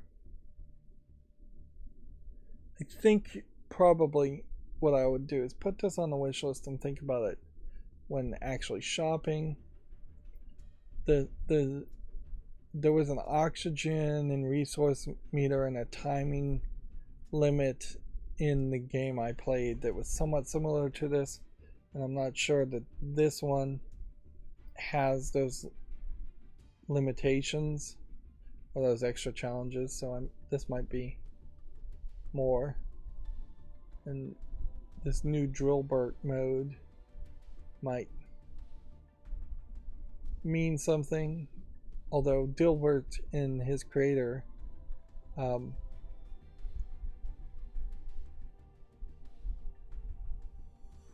and so there's maybe some controversy around making something called Drillbert. Let's see. You start with one Drillbert and the possibility to get plenty more. You will not be able to upgrade any mining abilities. Start with blast mining. So this actually sounds like that's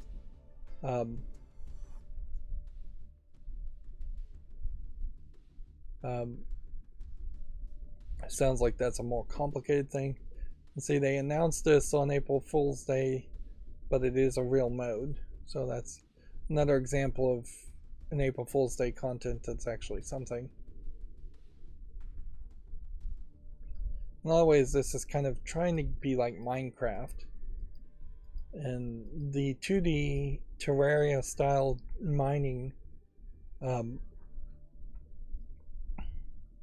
is not something that I've ever actually tried and gotten deep into.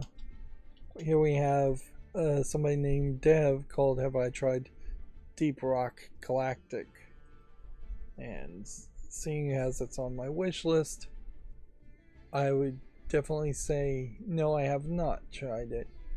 Is this a multiplayer focused game? It has online co-op. So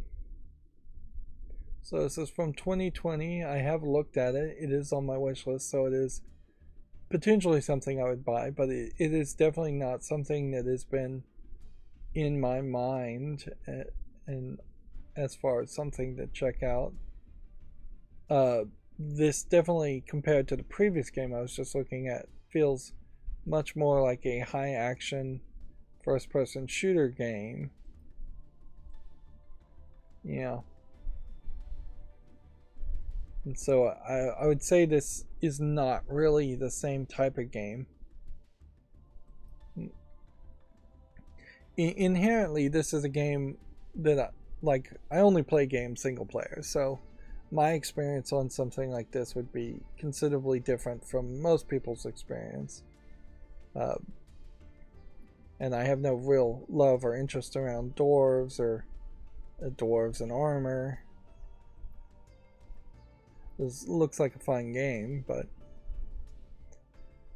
generally speaking, it's not the game. It's not anywhere close to what I was just looking at as far as Dome Keeper. A 3D version of something closer to Dome Keeper I'd potentially consider, and may even like more. if Deep Rock Galactic had you killing waves of monsters and then you got resources to reinforce a base, then it would be a closer comparison. Dolphin Emulator still coming out, still on the fall list for Q2 of 2023. It would be somewhat interesting if it turned out this never came out after announcing that it was coming out and getting a lot of press. Q2 2023 is almost over at this point. And then we have a game called Duel from May 20th, 2022. That's mixed, so that can leave the fall list. And then we have a game called Doki Doki Ragnarok from February of 2022. So it's been almost a year. I almost want to make a exception and put this on the wish list, because the Ragnarok dating visual novel dating sim game sounds like an interesting parody.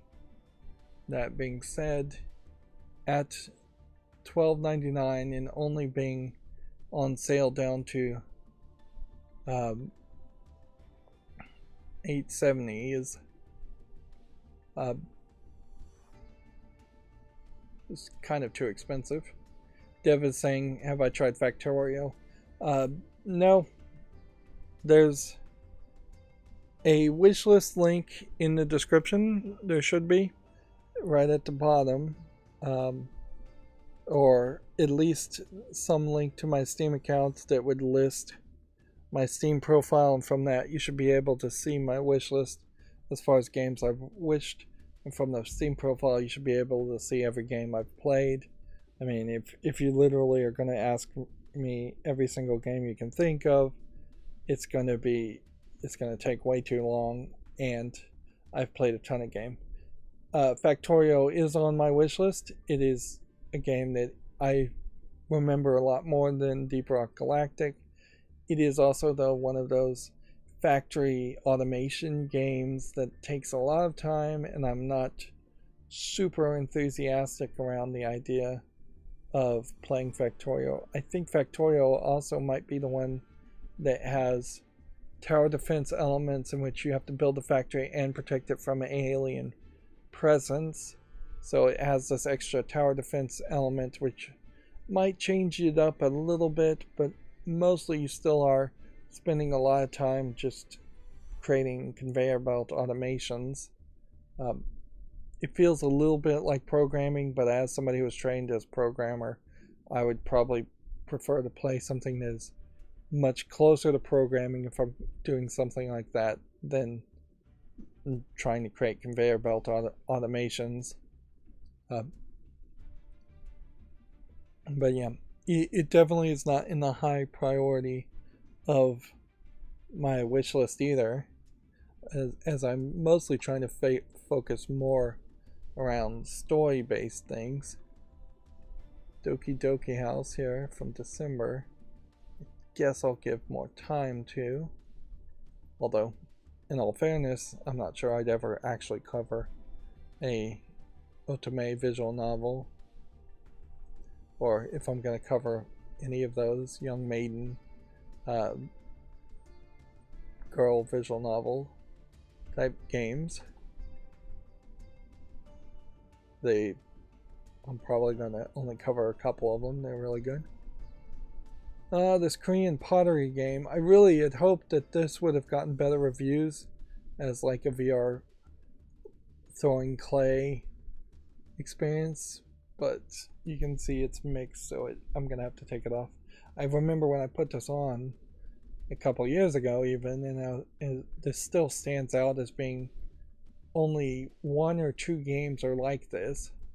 The Korean part of the pottery seems kind of unnecessary. You could just have a pottery game in general. It being in VR seems unnecessary. Inherently, it's a kiln probably costs more than $500 to own. and if you were going to get deep in the pottery, and all the other equipment to throw clay and make potteries probably cost more than $500 compared to buying a VR headset. But the experience of actually making a pot in reality is still going to be incredibly different from doing it in VR. And arguably what you would want to do is have a experience somewhat like this that is outside of VR. And it seems to me like they also have 3D printing functionality after you make the pot.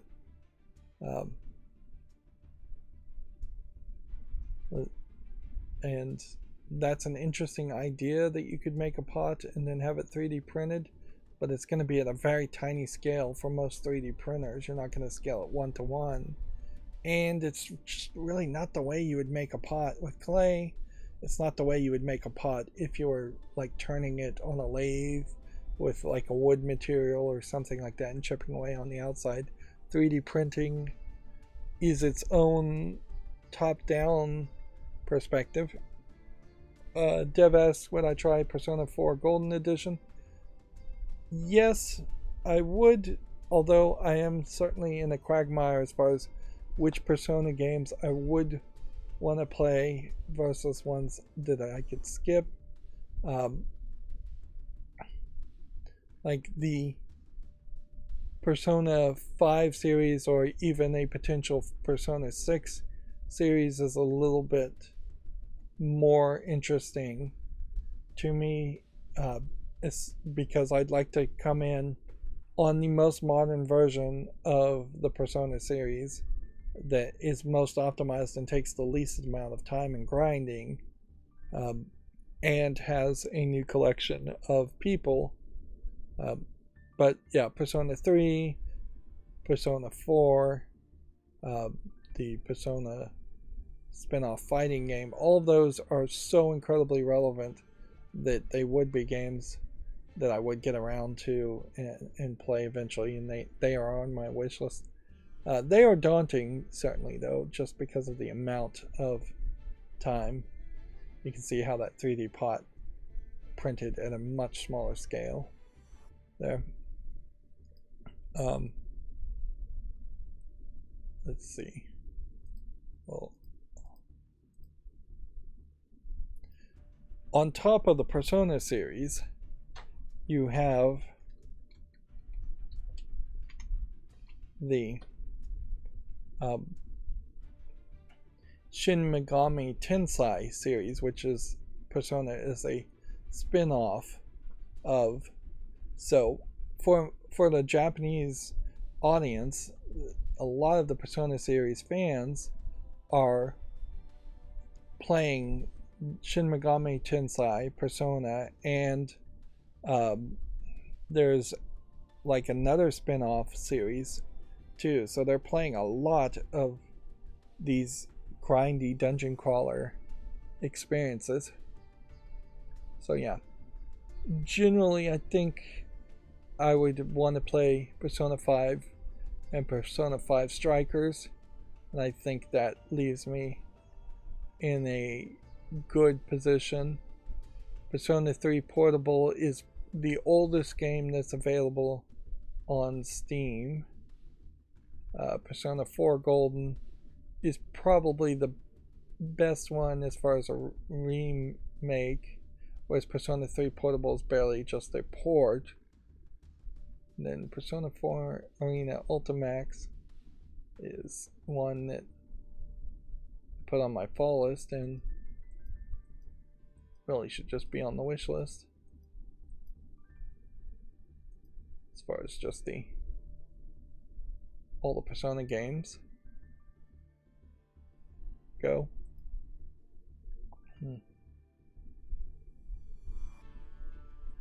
But the main series, which you don't really have to play, but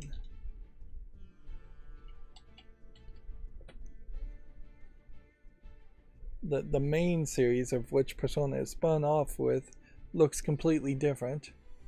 And so you have Shin Megami Tensei 3 Nocturne HD Remaster, and then Shin Megami Tensei 4 should be around here, and then this Soul Hackers story too. Let's get to Soul Hackers 2. Is yet another spin-off game, and it is the most recent in spin-offs, and it too looks incredibly offset. I could definitely see an argument in trying to do the Soul Hackers series instead, because it's a more modern, visually looking game. But then you can also see that it's not particularly well received. And I don't believe Soul Hackers 1, a lot of these had Vita games, or just not PC releases on Steam. So I don't think there is a Soul Hackers 1 listed, which that continues to make an issue as far as just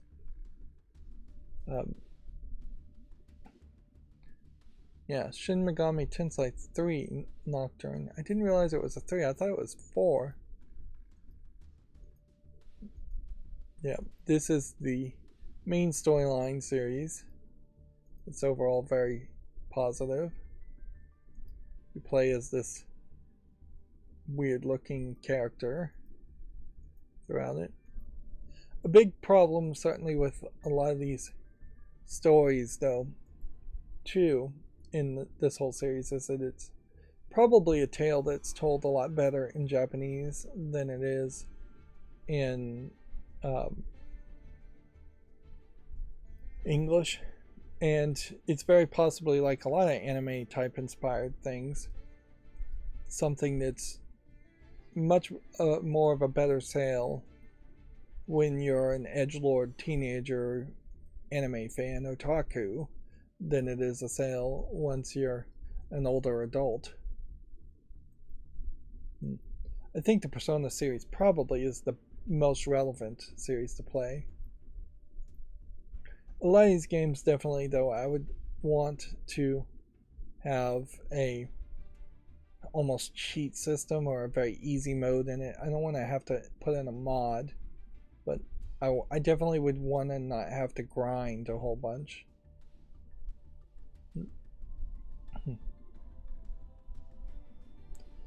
But yeah, I definitely think Persona 5 Royale is the game to play, but the Royale part of that, I'm not sure if that means it's a re-release or if Royale is a spin-off side game and there's another Persona 5 game to play. And I'd have to dive deeper into research to figure out whether this is a good starting point or not. A lot of these series just go on and on and on. Let's see if we just look at Atlas in general as far as all the games. Yeah, their featured game here is Persona 5 Royale and Soul Hackers 2. Persona 3 Portable was released more recently.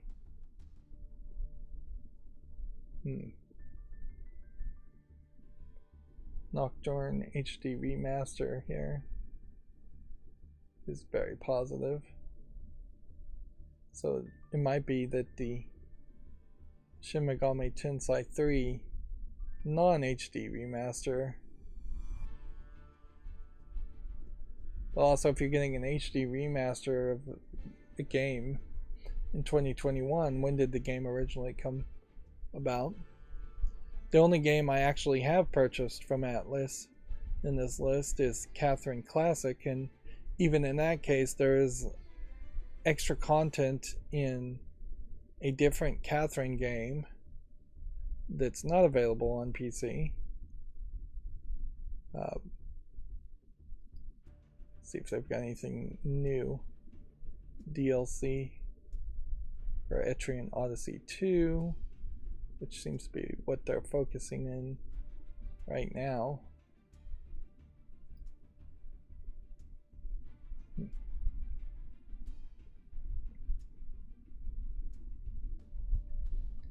Yep.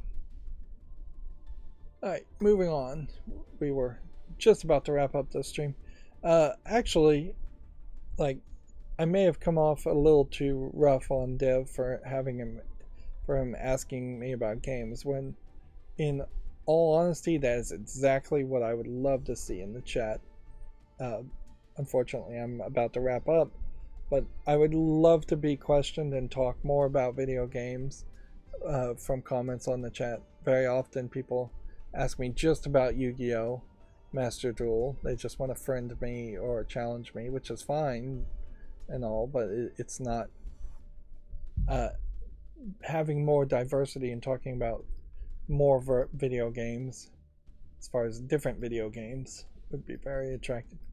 Here we have an overwhelmingly positive Tetris game with dogs called Dogs Organized Neatly. We can put that on the wish list. Make sure it's not in early access. There's also a game called Cats Organized Neatly, which I missed, so we'll put that on the wish list too. Cats Organized Neatly almost makes more sense than Dogs Organized Neatly.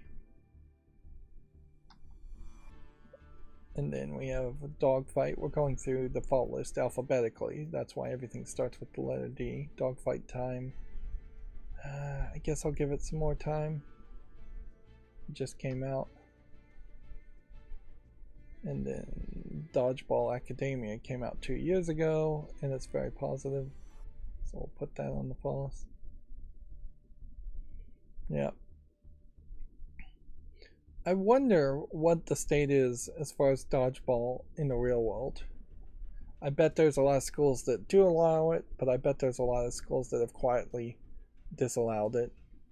I mean, it was just always incredibly dangerous that you could end up with a broken nose, bloody nose, having a big rubber ball thrown at people, bruises, injury. And sports and athletic wise, it never really was that much of a good physical workout as far as physical education, in the sense that running awkward ways, slipping, sliding, awkwardly twisting, and throwing with all of your force a ball is not really a structured collection of movements compared to, say, like deadlifting weights, or like curling weights or something like that, because each of those actions when weight training are, at least at some level, tried and true actions that the human body is designed to do and should do for exercise, like jumping jacks, push-ups, all those awful actions that most people don't want to do. At least there's some level of thought and experience and of people doing that, whereas awkward movements that would have your body moving in ways it's not really designed to do lead to strains and injuries. Baseball is kind of an example of that. I would say in baseball, when you're winding up for a pitch, you know that there's a certain way you're supposed to throw the ball, and it's supposed to go in a specific direction, where dodgeball is going in completely different directions. That being said, Dodgeball Academia does look like an interesting game. It is an action-based game. Yeah, it almost would be forgiven if you thought it was a turn-based game in the screenshots, but no, it's an action-based game. And then we have Doctor Who The Runaway, which is a virtual reality game that I would say yes to if I had VR, but since I don't, I'm just leaving it on the fall list. And this is probably one of about 3 games that you would really want to play if you did have a VR headset. That being said, this doctor lady first female Doctor Who, is not particularly well liked. I don't think she was written particularly well, from what I've generally seen. I haven't watched any of her series of Doctor Who. I've actually just had a real hard time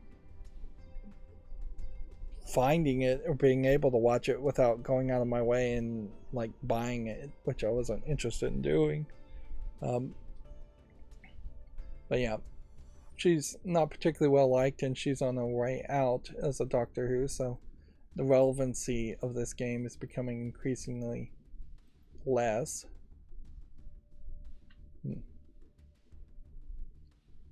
The game is free, so if you have VR, you're not paying anything for it. Let's see. And with that, yeah, I don't have enough passion around Doctor Who anymore. There was a brief time, like, where the Doctor Who reboot caught me with 2, maybe even 3 out of the first 4 new Doctors being interesting. But it just dragged on and got worse and worse. And then I eventually just lost interest. And because I didn't grow up watching Doctor Who as a kid, I don't have enough nostalgia that would make me really care to go back and try it again a second time. I might check out the new Doctor Who that's bringing back one of the old guys. But only if I could easily watch it, which is not something that's the case. Alright, well, that's going to be it for this stream. As always, I ask you to like, share, subscribe, comment, and watch every second of my videos. If you want a friend or follow me on any social media sites, there's a bunch of links down below. And if you want to support me further, there's a link to Patreon, or you can friend me on Steam and get me a game off my wishlist. Thank you for watching. Have a good evening.